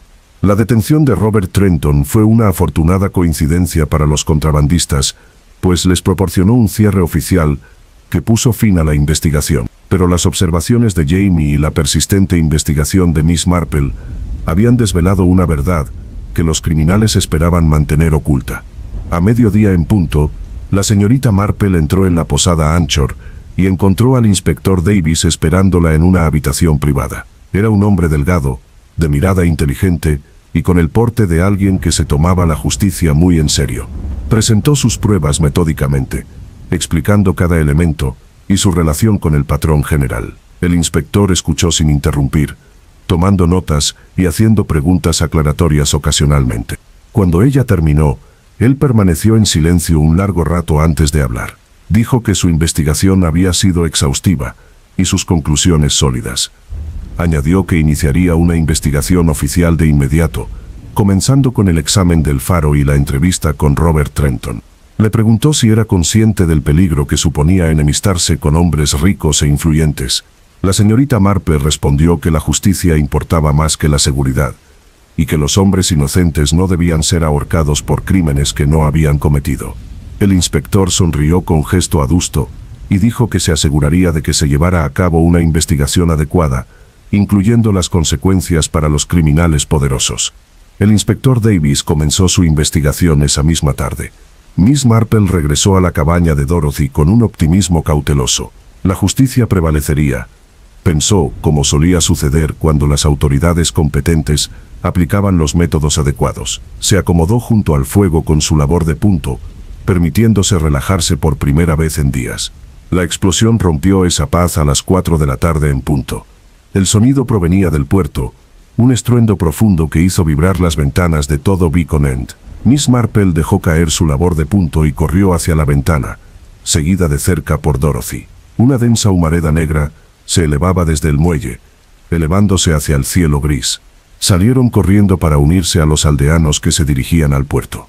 La escena era de caos y destrucción. El barco de Thomas Garrett estaba envuelto en llamas, y el fuego consumía la embarcación de madera con una velocidad aterradora. Otros barcos cercanos habían resultado dañados por la explosión, y sus dueños trabajaban frenéticamente para evitar que el fuego se propagara. El propio Thomas permanecía en el muelle, con el rostro ennegrecido por el hollín, pero aparentemente ileso. Varios pescadores arrojaban cubos de agua sobre las llamas, aunque sus esfuerzos parecían inútiles ante un calor tan intenso. Miss Marple se abrió paso entre la multitud hasta llegar a Thomas. Le preguntó con urgencia si estaba herido, con voz aguda y preocupada. El pescador negó con la cabeza, sin dejar de contemplar cómo se quemaba su medio de vida. Dijo que había abandonado la barca solo unos minutos antes de la explosión, tras ir a buscar más cuerda a su cobertizo. Si se hubiera quedado a bordo, sin duda habría muerto. El agente Penrose llegó con su habitual bravuconería, exigiendo saber qué había sucedido. Los pescadores allí reunidos hablaron a la vez, creando confusión en lugar de claridad. El doctor Harrison se abrió paso entre la multitud, con su maletín médico listo, aunque afortunadamente ninguna lesión requería atención. Examinó brevemente a Thomas, dictaminando que estaba conmocionado pero físicamente sano. A continuación apareció el inspector Davis, con semblante adusto. Tomó el mando de inmediato, su autoridad por encima de la del agente local. Ordenó a todos que se alejaran del barco en llamas, preocupado por posibles explosiones secundarias o el derrumbe de los mástiles. Cuando el fuego finalmente comenzó a extinguirse y consumió su combustible, el inspector organizó un examen sistemático del lugar. Interrogó extensamente a Thomas sobre el estado del barco, el mantenimiento reciente y cualquier observación inusual. Thomas respondió que la barca había estado en perfecto estado esa mañana. La había sacado al amanecer para la pesca habitual y regresó alrededor del mediodía con una pesca modesta. Había limpiado la cubierta, revisado el motor y encontrado todo normal. No había notado nada sospechoso, ni extraños cerca de su barco, ni objetos desconocidos a bordo. Subrayó que su embarcación estaba en buen estado, que el motor recibía mantenimiento periódico y que no había motivo para una explosión espontánea. El inspector Davis preguntó si Thomas tenía enemigos, alguien que pudiera desearle algún mal. El pescador vaciló antes de responder. Dijo que ya había expresado su opinión sobre la situación del faro y sus dudas sobre la culpabilidad de Robert Trenton. Añadió que tal vez a alguien le molestaban sus preguntas y quería acallarlas para siempre. Miss Marple escuchó la conversación con creciente certeza. No se trataba de un accidente, ni de un fallo mecánico. Era un acto de destrucción deliberado con la intención de matar a Thomas Garrett y destruir cualquier prueba que su barco pudiera contener. Analizó el momento. El inspector Davis había llegado al mediodía, se había reunido con ella inmediatamente después y había comenzado a interrogar a los aldeanos sobre el barco que Jamie había visto a medianoche. Alguien se había enterado de la reapertura de la investigación y actuó con rapidez para eliminar a un testigo clave. El barco de Thomas había estado en el agua la noche en que murió Peter Marsh. Si Thomas vio la misteriosa lancha a motor, si poseía alguna prueba o testimonio que contradijera la versión oficial, eso lo convertía en una persona peligrosamente informada. La explosión garantizó que no pudiera prestar tal testimonio. Al caer la noche y extinguirse finalmente el fuego, el inspector Davis organizó la protección de Thomas y su familia. Asignó a 2 agentes de la policía del condado para que los custodiaran, pues consideraba al pescador un objetivo que requería seguridad. También habló en voz baja con la señorita Marple, apartándola de la multitud que se dispersaba. Dijo que la explosión lo cambió todo, transformando una investigación teórica de contrabando en un caso activo de intento de asesinato. Añadió que era evidente que había poderosos intereses involucrados, intereses dispuestos a matar para proteger sus negocios. Preguntó si ella se sentía segura en la cabaña de Dorothy, y si debía disponerse de protección adicional. Miss Marple respondió que dudaba que los criminales vieran a una anciana como una amenaza significativa. Sugirió que la consideraban simplemente una turista curiosa cuyas sospechas podían descartarse o ignorarse. Añadió que esta subestimación le proporcionaba una ventaja, permitiéndole continuar observándola sin alertar a quienes estaba siendo observada. El inspector parecía dubitativo, pero admitió que una protección tan evidente podría entorpecer la investigación. Dijo que desplegaría agentes discretamente por el pueblo, vigilando cualquier actividad sospechosa, mientras simulaba realizar una investigación rutinaria. Le advirtió que tuviera muchísimo cuidado, que evitara enfrentarse a nadie directamente y que informara inmediatamente de cualquier observación inusual. Miss Marple le aseguró que no tenía intención de entablar una confrontación heroica. Dijo que su fuerza residía en la observación y la deducción, no en el valor físico. Añadió que continuaría recabando información mediante sus métodos habituales, las casas de té y las conversaciones informales que le habían revelado tantas verdades. Mientras ella y Dorothy regresaban a la cabaña en medio de la creciente oscuridad, la lluvia volvió a caer. El tiempo reflejaba el ambiente del pueblo oscuro, amenazante y opresivo. Dorothy preguntó a su amiga si realmente creía que estaban a salvo. Si regresara a Essenberry Med, no sería una opción más sensata. Miss Marple respondió que la retirada era imposible ahora. Thomas Garrett casi muere por las preguntas que ella le animó a formular. Jamie había testificado a petición suya, poniéndose potencialmente en peligro. Robert Trenton permanecía injustamente encarcelado mientras los verdaderos asesinos andaban libres. Dijo que la justicia exigía que se completara lo que se había comenzado, independientemente del riesgo personal. Dorothy no dijo nada más, pero su mano apretó con fuerza el brazo de la señorita Marple mientras caminaban. Esa noche, a pesar del cansancio, la señorita Marple durmió mal. Cada sonido parecía amplificado, cada crujido de las viejas vigas de la cabaña le hacía pensar en intrusos. Se levantó varias veces para comprobar las ventanas y las puertas, asegurándose de que todas permanecieran bien cerradas. Alrededor de las 3 de la madrugada, oyó pasos afuera. Se acercó en silencio a la ventana y miró por una rendija de las cortinas. Una figura estaba de pie en el camino, observando la cabaña. Estaba demasiado oscuro para distinguir los detalles, pero la persona permaneció inmóvil durante largos minutos antes de finalmente alejarse. Miss Marple no volvió a la cama. Se sentó en su silla junto al fuego que se extinguía. Las agujas de tejer se movían en la oscuridad, su mente repasando posibilidades y peligros. Al amanecer, ya había ideado un plan. Sin duda peligroso pero necesario para que la verdad saliera a la luz por completo. Necesitaría la cooperación del inspector Davis, la ayuda constante de Jamie y una sincronización perfecta. También necesitaría un cebo, algo lo suficientemente valioso como para atraer a los criminales y que se rebelaran por completo. Y ella tenía justo lo que buscaba. La señorita Marple dedicó la mañana a preparar su trampa con meticuloso cuidado. Comenzó visitando a la señora Walsh en la oficina de correos, asegurándose de que su conversación tuviera lugar durante la hora punta, cuando muchos vecinos estaban haciendo sus trámites. Habló lo suficientemente alto como para que la oyeran, pero no tanto como para parecer que hablaba a propósito. Le comentó a la señora Walsh que había tomado fotografías durante sus paseos, preciosas imágenes del paisaje costero y del faro.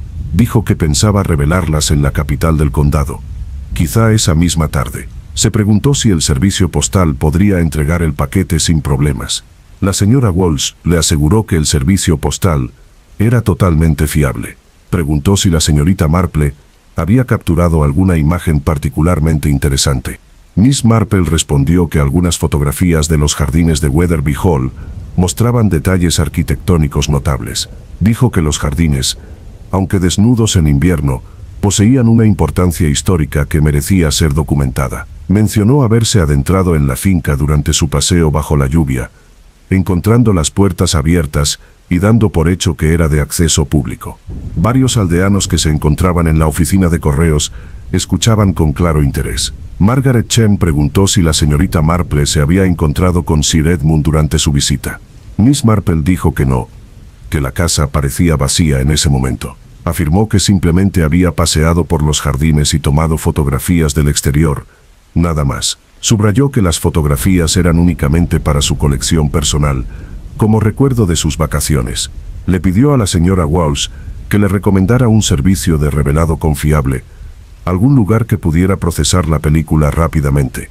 La jefa de correos facilitó un nombre y una dirección, escribiéndolos con cuidado. Miss Marple le dio las gracias y se marchó, dejando el carrete de película a la vista en su bolso. Al mediodía todos en Beacon End sabían que Miss Marple iba a dar una fiesta de té a las 4 y que tenía fotografías sin revelar de Weatherby Hall. El inspector Davis visitó la cabaña a la 1, supuestamente para hacer preguntas de seguimiento rutinarias. Una vez dentro, con la puerta bien cerrada, hablaron del plan en sí. Miss Marple explicó que su trampa requería que los criminales creyeran que ella poseía pruebas fotográficas de su operación de contrabando. El carrete de película en su bolso solo contenía fotografías de paisajes, nada incriminatorio. Pero los criminales no lo sabrían.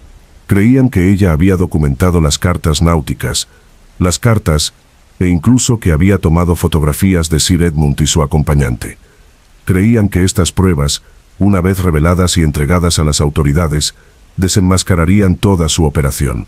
El inspector preguntó cómo les obligaría esto a revelarse. Respondió que la violencia en una reunión pública parecía improbable, pues había demasiados testigos y un alto riesgo de ser capturados. Añadió que los ladrones preferían la sutileza cuando era posible, recurriendo a la fuerza solo cuando se veían acorralados o desesperados. También mencionó que en su bolso no llevaría el rollo original, sino una copia. Las fotografías auténticas, en la medida en que existían, permanecían a buen recaudo en el escritorio de Dorothy. Cualquier ladrón robaría un rollo inservible creyendo haber conseguido pruebas cruciales. El inspector Davis aprobó el plan con una admiración a regañadientes. Dijo que habría agentes apostados por toda la posada, algunos de paisano entre el personal y otros vigilando las entradas y salidas. Añadió que la señorita Marple debía seguir adelante con la fiesta del té según lo previsto, actuando con naturalidad y sin levantar sospechas. A las 4 en punto, los huéspedes comenzaron a llegar a la sala privada de Lanchorin. Miss Marple saludó a todos cordialmente, interpretando a la perfección el papel de amable anfitriona anciana. Se había vestido con esmero, luciendo su mejor vestido de tarde, y su bolso ocupaba un lugar destacado sobre la mesa junto a su silla.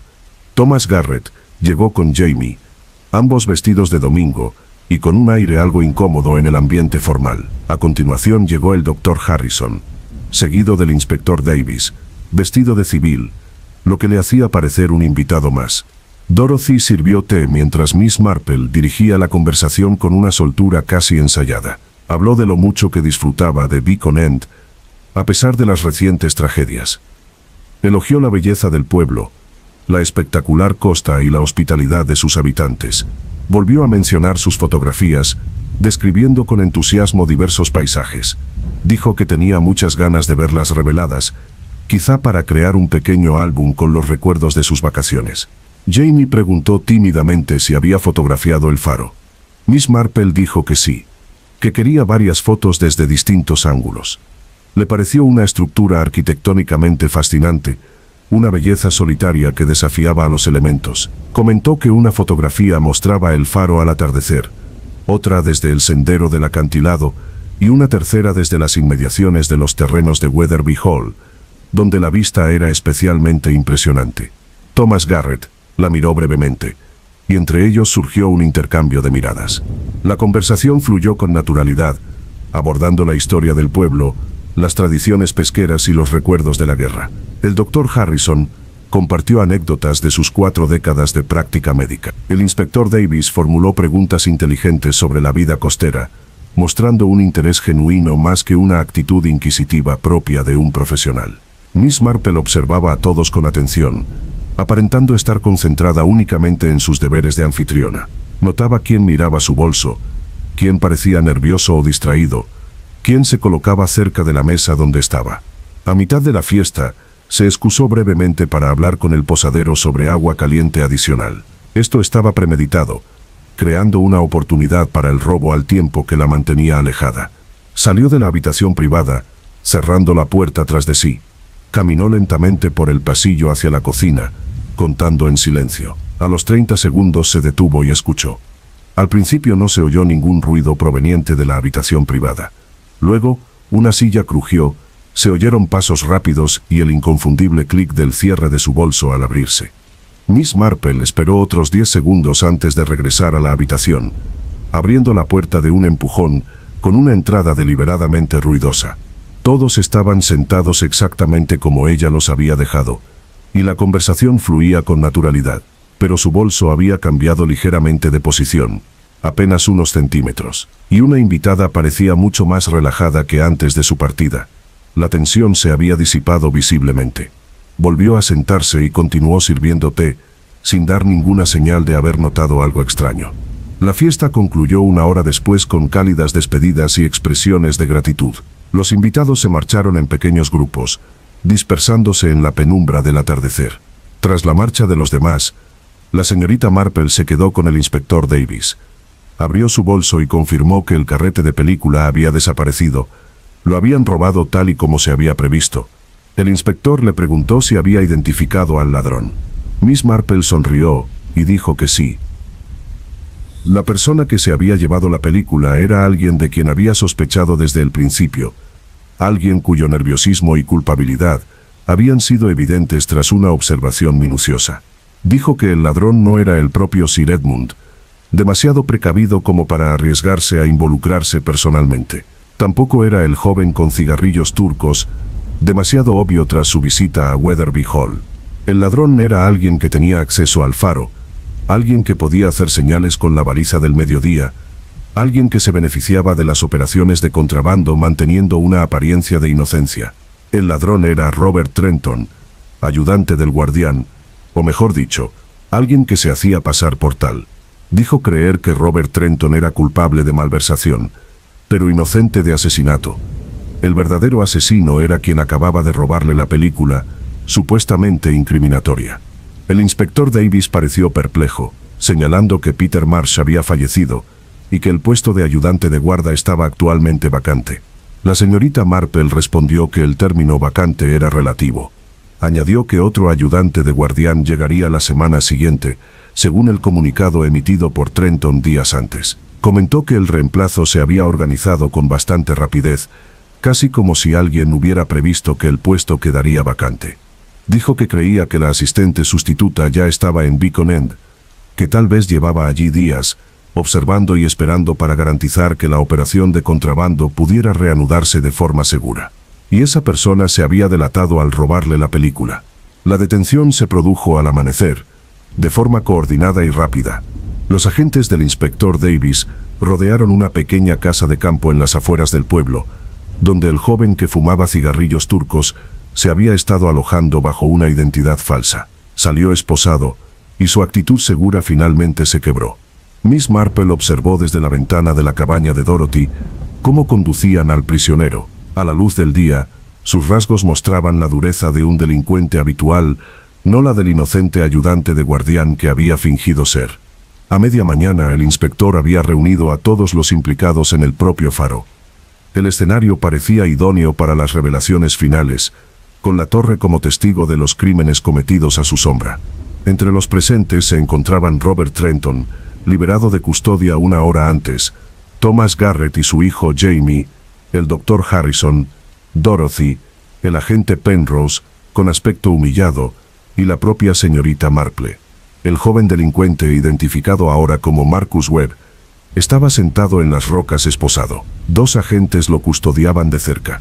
El inspector Davis comenzó agradeciendo a la señorita Marple su investigación, reconociendo que sin su perseverancia, la justicia habría fracasado estrepitosamente. Afirmó que sus métodos habían desmantelado una sofisticada red de contrabando que llevaba funcionando al menos 6 meses. Explicó que Sir Edmund Weatherby era el dueño de la operación y que utilizaba su riqueza y sus contactos para importar valiosos artículos de contrabando procedentes del continente. Obras de arte robadas, antigüedades raras, artículos que no podían pasar por los canales aduaneros habituales. El faro constituía un punto de coordinación ideal para el desembarque de estas mercancías. Las señales de la baliza indicaban cuándo la costa estaba despejada, cuándo no había patrulleras y cuándo las entregas podían realizarse con seguridad. Marcus Webb había sido el hombre de Sir Edmund dentro del servicio de faros, infiltrado específicamente para facilitar el contrabando. Había dispuesto que Peter Marsh fuera asignado como su socio, creyendo que el joven sería fácil de controlar o corromper. Pero Peter Marsh era un hombre íntegro y con conciencia. Cuando descubrió la operación, cuando presenció el desembarco nocturno del contrabando en barco, amenazó con denunciarlo todo a las autoridades. Así que Marcus Webb lo había matado, simulando una caída accidental. La señal del mediodía había sido la última antes del asesinato, confirmando que la entrega nocturna se llevaría a cabo según lo previsto. Peter había visto esa señal, había comprendido su significado, y había confrontado a Webb por la actividad ilegal. Esa noche Webb empujó a Peter fuera de la habitación de la lámpara, asegurándose así de que el joven jamás testificara. La posición del cuerpo, el único punto de impacto, todo cobraba sentido al interpretarse como un asesinato premeditado, y no como una caída accidental. Robert Trenton interrumpió con voz amarga. Preguntó por qué lo habían arrestado, qué pruebas lo incriminaban. El inspector Davis explicó que la malversación había sido real. Trenton, en efecto, había robado de las cuentas del faro. Esto lo convirtió en un chivo expiatorio perfecto, cuando las acusaciones de asesinato necesitaban un objetivo. Webb había fomentado el descubrimiento del robo, había proporcionado información al agente Penrose, y se había asegurado de que las sospechas recayeran sobre Trenton en lugar de sobre él. El agente protestó débilmente que las pruebas parecían concluyentes, y que cualquier investigador razonable habría realizado la misma detención. Miss Marple habló por primera vez desde su llegada al faro. Dijo que los investigadores razonables cuestionaban las soluciones fáciles, buscaban más allá de los sospechosos obvios y consideraban explicaciones alternativas. Añadió que las pruebas requerían interpretación y que la interpretación requería sabiduría, no solo seguir un procedimiento. Thomas Garrett preguntó sobre la explosión del barco. ¿Quién había sido el responsable de ese intento de asesinato? El inspector Davis declaró que Marcus Webb había colocado el artefacto explosivo tras enterarse de la reapertura de la investigación. Temía que Thomas pudiera testificar haber visto la embarcación de contrabando, corroborando así las observaciones de Jamie y desbaratando la versión de la muerte accidental. Webb tenía la intención de matar a Thomas y destruir cualquier prueba que pudiera contener el barco. Solo la suerte del pescador, que abandonó su embarcación justo antes de la explosión, evitó otro asesinato. Jamie preguntó en voz baja por qué alguien arriesgaría tanto por obras de arte de contrabando, por qué las vidas humanas importaban tan poco en comparación con las ganancias. Miss Marple respondió con voz suave pero firme. Dijo que la codicia tenía un poder extraordinario para corromper la conciencia y justificar las atrocidades. Dijo que la gente se convencía de que sus deseos eran más importantes que los derechos de los demás, que sus necesidades estaban por encima de la vida ajena. Dijo que Marcus Webb y Sir Edmund Weatherby representaban antiguas flaquezas humanas, la disposición a dañar a otros para obtener beneficios personales. Añadió que tales personas siempre habían existido y seguirían existiendo, razón por la cual las comunidades necesitaban tanto justicia como vigilancia. El Dr. Harrison preguntó qué sucedería con Sir Edmund, si la riqueza lo protegería de las consecuencias.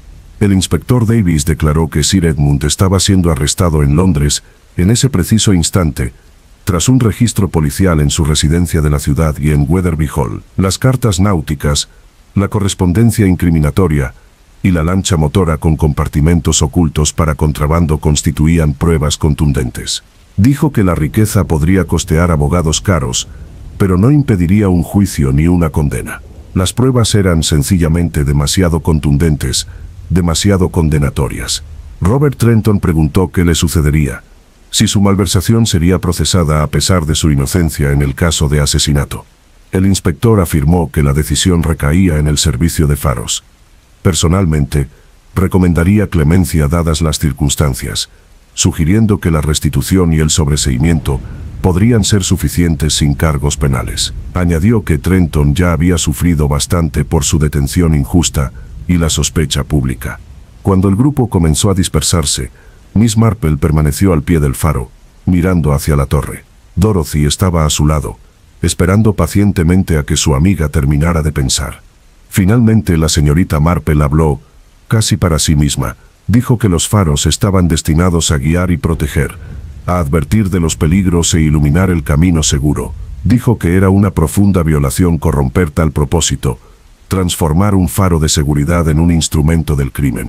Dijo que Peter Marsh había muerto intentando restaurar el correcto funcionamiento del faro, para asegurar que cumpliera su propósito original y no sirviera a la codicia criminal. Añadió que su muerte no había sido en vano, que finalmente se había hecho justicia y que la luz volvería a brillar con honestidad. Dorothy preguntó si su amiga encontraba satisfacción en esta resolución.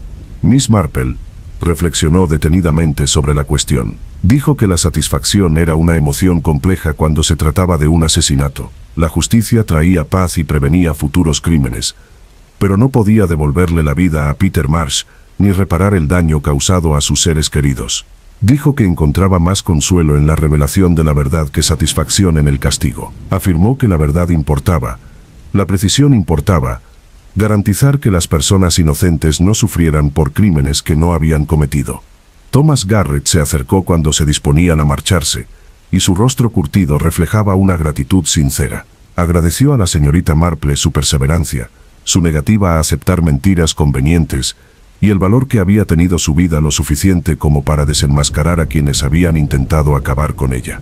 Dijo que su barco quedó destruido, pero que el seguro le proporcionaría uno nuevo. Afirmó que su vida seguía intacta gracias a la investigación de ella, y que eso importaba infinitamente más que la pérdida de sus bienes. Jamie permaneció de pie junto a su padre, añadiendo sus propias palabras de agradecimiento. Dijo que había aprendido lecciones importantes sobre la verdad y la valentía, sobre alzar la voz cuando se presencia una injusticia, sobre el poder de la observación atenta.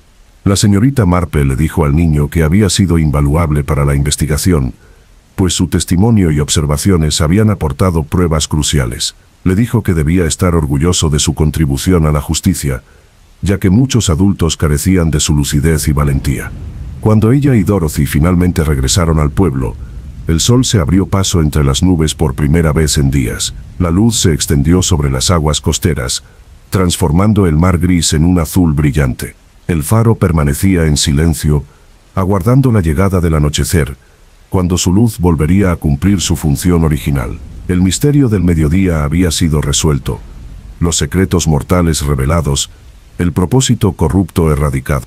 Miss Marple pensó en St. Mary Mead, en la tranquila vida del pueblo que la esperaba a su regreso. Pensó en cómo la naturaleza humana permanecía constante en todas las comunidades, costeras o del interior, grandes o pequeñas.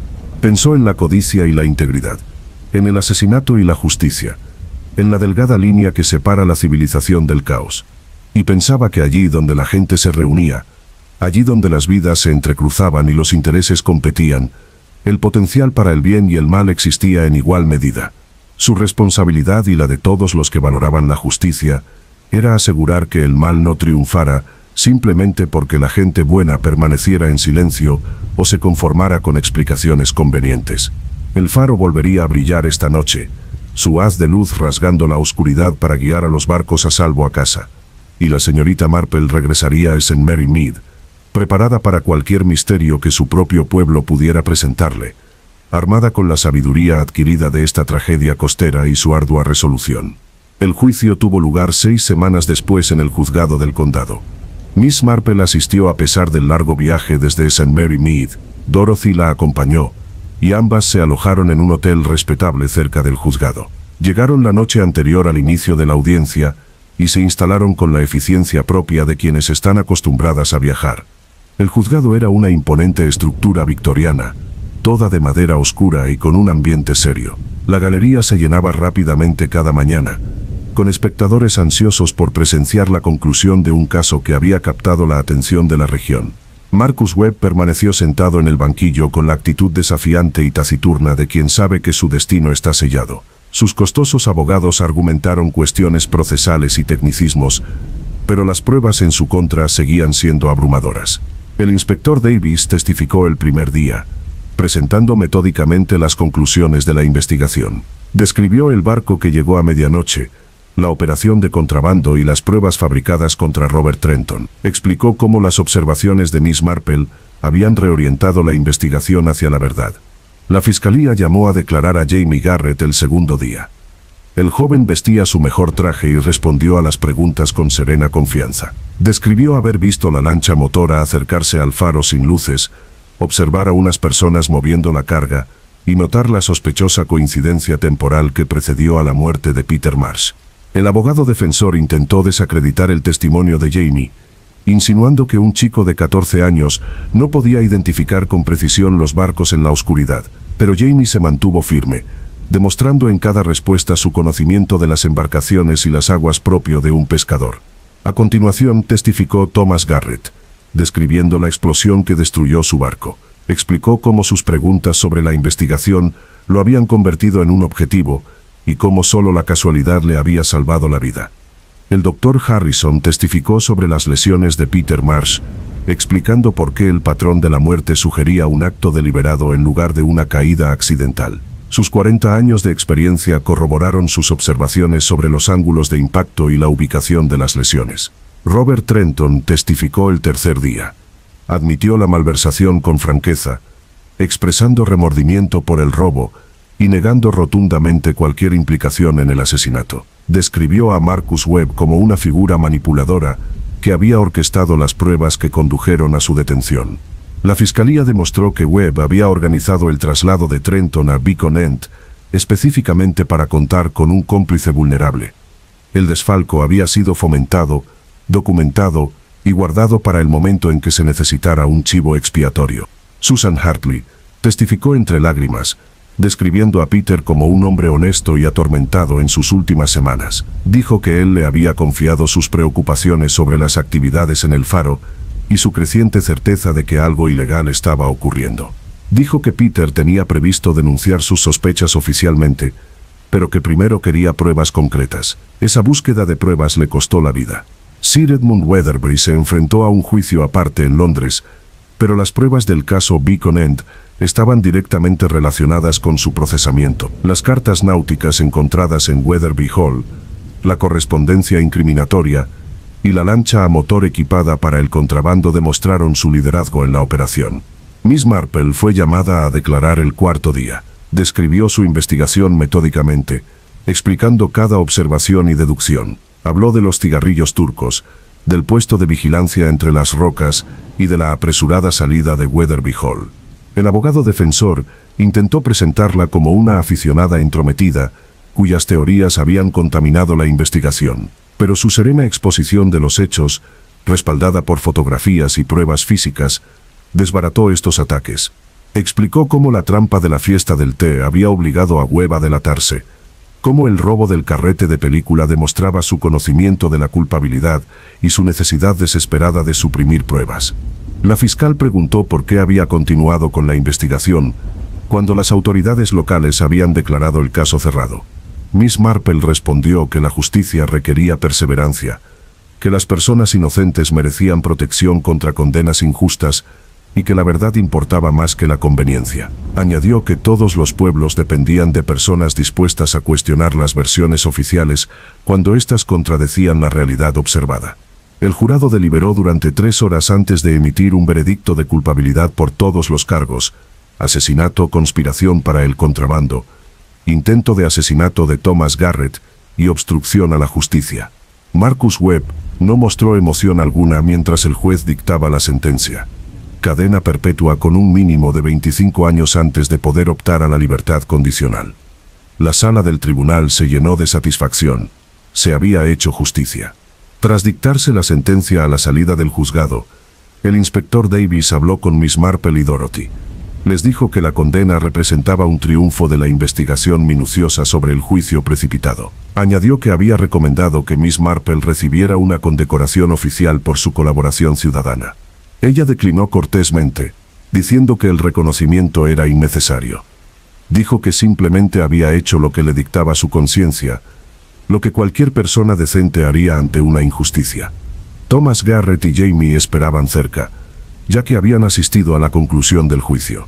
El pescador dijo que había recibido la indemnización del seguro, suficiente para comprar un barco nuevo. Dijo que lo llamaría Jane Marple, en honor a la mujer que le salvó la vida.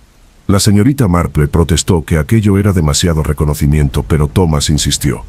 Dijo que cada vez que saliera en bote, recordaría el valor de la observación minuciosa y la búsqueda persistente de la verdad. Jamie añadió que planeaba continuar sus estudios más allá de la pesca, tal vez estudiando derecho o investigación.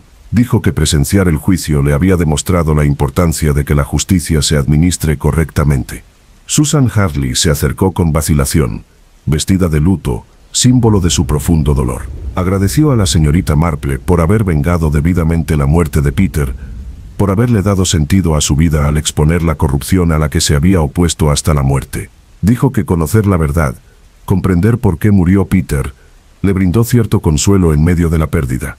Añadió que sería recordado como alguien que defendió la integridad frente a la codicia criminal.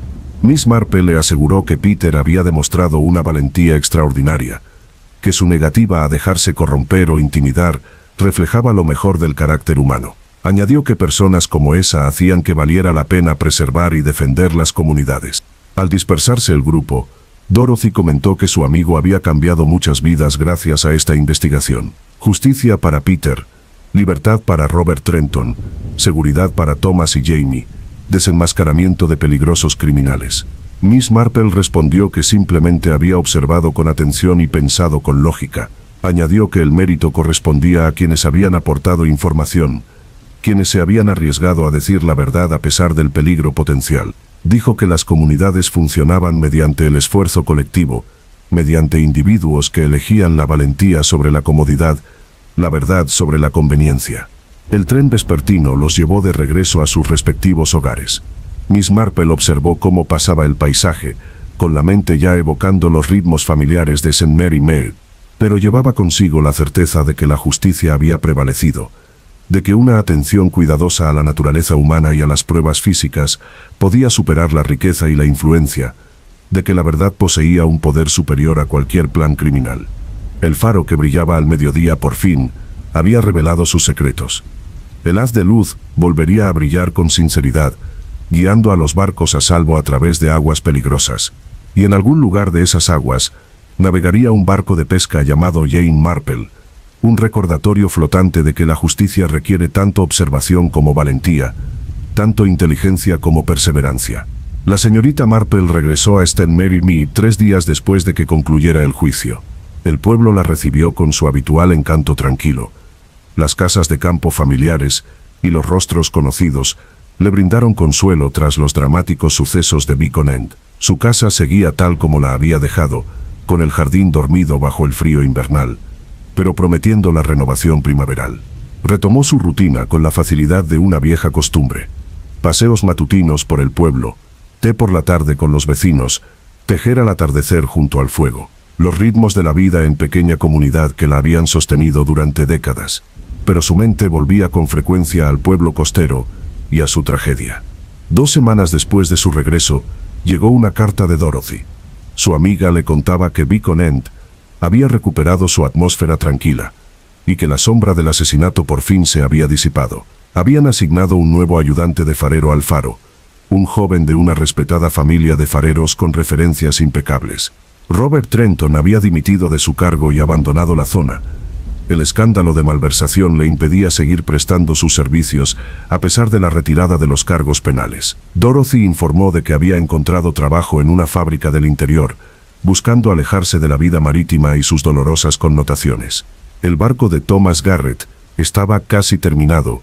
La embarcación de reemplazo era más grande y moderna que su predecesora destruida. Toda la comunidad pesquera había contribuido con mano de obra y materiales, y su solidaridad se había fortalecido por el trauma compartido. Jamie continuó sus estudios con renovado ímpetu, pues la experiencia durante la investigación lo había hecho madurar prematuramente. Habló de ir a la universidad, de usar su inteligencia para fines que trascendieran las redes de pesca y las mareas. Susan Hartley había aceptado un puesto en la ciudad principal del condado, dejando atrás Beacon End y sus dolorosos recuerdos. De vez en cuando le escribía a Dorothy, describiéndole su paulatina recuperación y su cauto optimismo sobre la felicidad futura.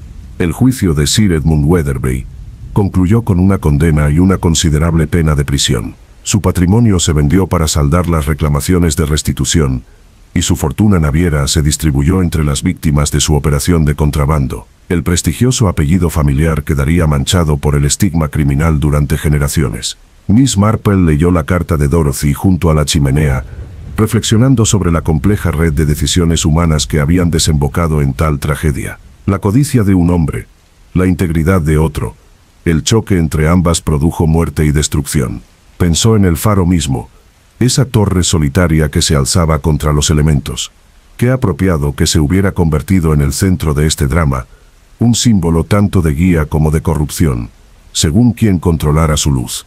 Los faros alertaban del peligro e iluminaban el camino seguro, pero en manos corruptas se convirtieron en instrumentos del crimen, su función protectora transformada en facilitación delictiva. La metáfora parecía apropiada para las instituciones humanas en general, cuyo carácter moral está determinado enteramente por quienes las gestionan.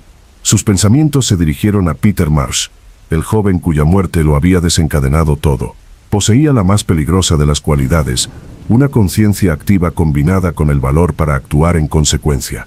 Estas personas siempre corrían el riesgo de convertirse en víctimas. Los corruptos las temían, los complacientes las resentían, los poderosos buscaban silenciarlas. Sin embargo, sin individuos como ellos, la injusticia florecería sin control. Se preguntaba cuántos casos similares se habrían producido en Inglaterra y en todo el mundo, donde explicaciones convenientes ocultaban verdades incómodas. Cuántas personas inocentes estarían en prisión, mientras los culpables andaban libres. Cuántos crímenes permanecerían impunes, porque a nadie le importó lo suficiente como para investigar más allá de las versiones oficiales.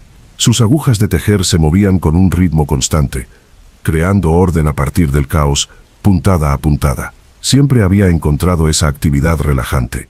El movimiento repetitivo, le permitía concentrarse en una reflexión más profunda.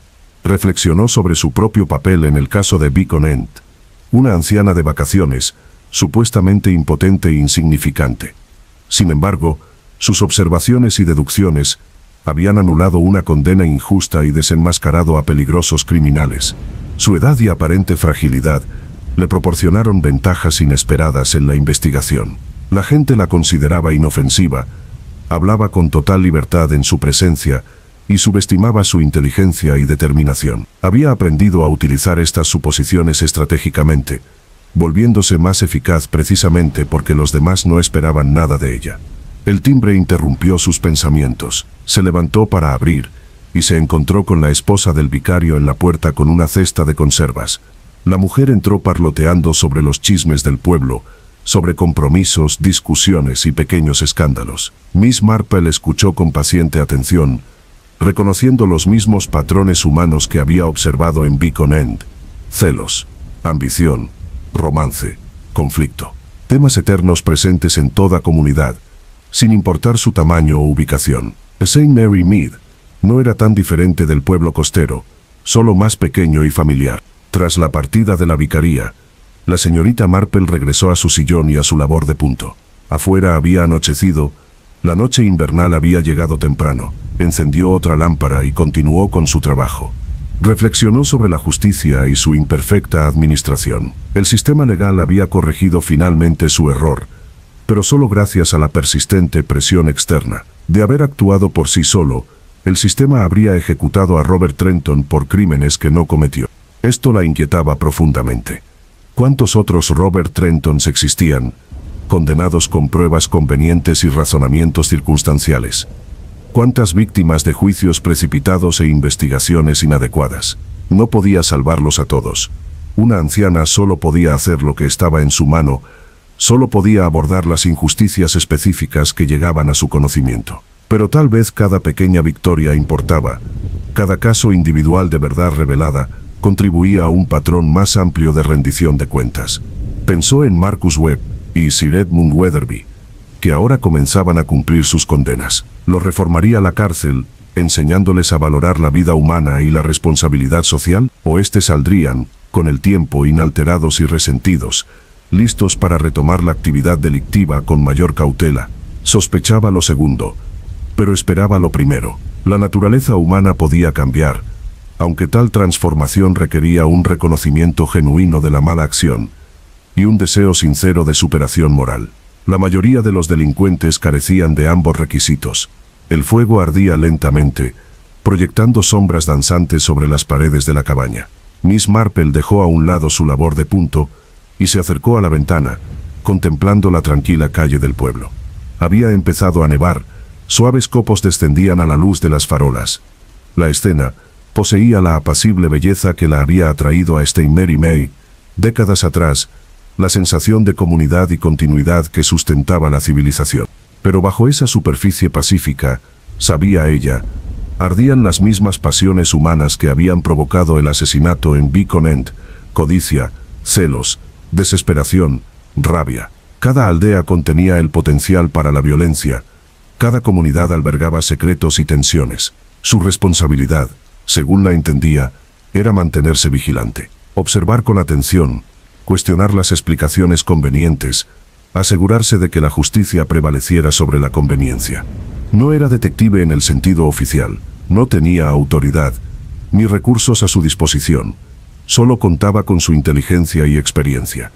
Pero esas herramientas habían demostrado ser suficientes en Beacon End, y lo serían también para cualquier desafío que St. Mary Mead pudiera presentar. Regresó a su silla y reanudó el tejido. El repiqueteo de las agujas resonaba en la silenciosa cabaña. La bufanda estaba casi terminada, solo le faltaban unas pocas vueltas para rematar. Mañana comenzaría un nuevo proyecto, quizá unos guantes para su sobrino nieto. El trabajo continuó, constante y metódico, puntada a puntada, hilera tras hilera, creando algo útil y completo mediante un esfuerzo persistente. Al igual que en una investigación, reflexionó. Pequeñas observaciones se acumularon formando patrones más amplios. Hechos individuales se entrelazaron hasta que la verdad emergió completa e innegable. El faro que brillaba al mediodía había impartido sus lecciones, sobre la vigilancia y el coraje, sobre la importancia de cuestionar lo imposible, sobre la necesidad de buscar la verdad sin importar el costo personal. Esas lecciones le serían muy útiles en el futuro, independientemente de los misterios que aquel tranquilo pueblo pudiera ocultar bajo su apacible apariencia. Miss Marple siguió tejiendo durante toda la tarde, contenta en su cabaña, segura de su propósito. Afuera seguía nevando, cubriendo el pueblo de un blanco impoluto, ocultando y revelando a partes iguales. El mañana traería nuevas observaciones, nuevas conversaciones, nuevas oportunidades para comprender la infinita complejidad de la naturaleza humana.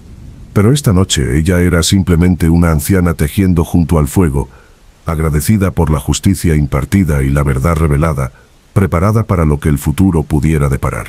Las agujas del reloj marcaban su ritmo constante.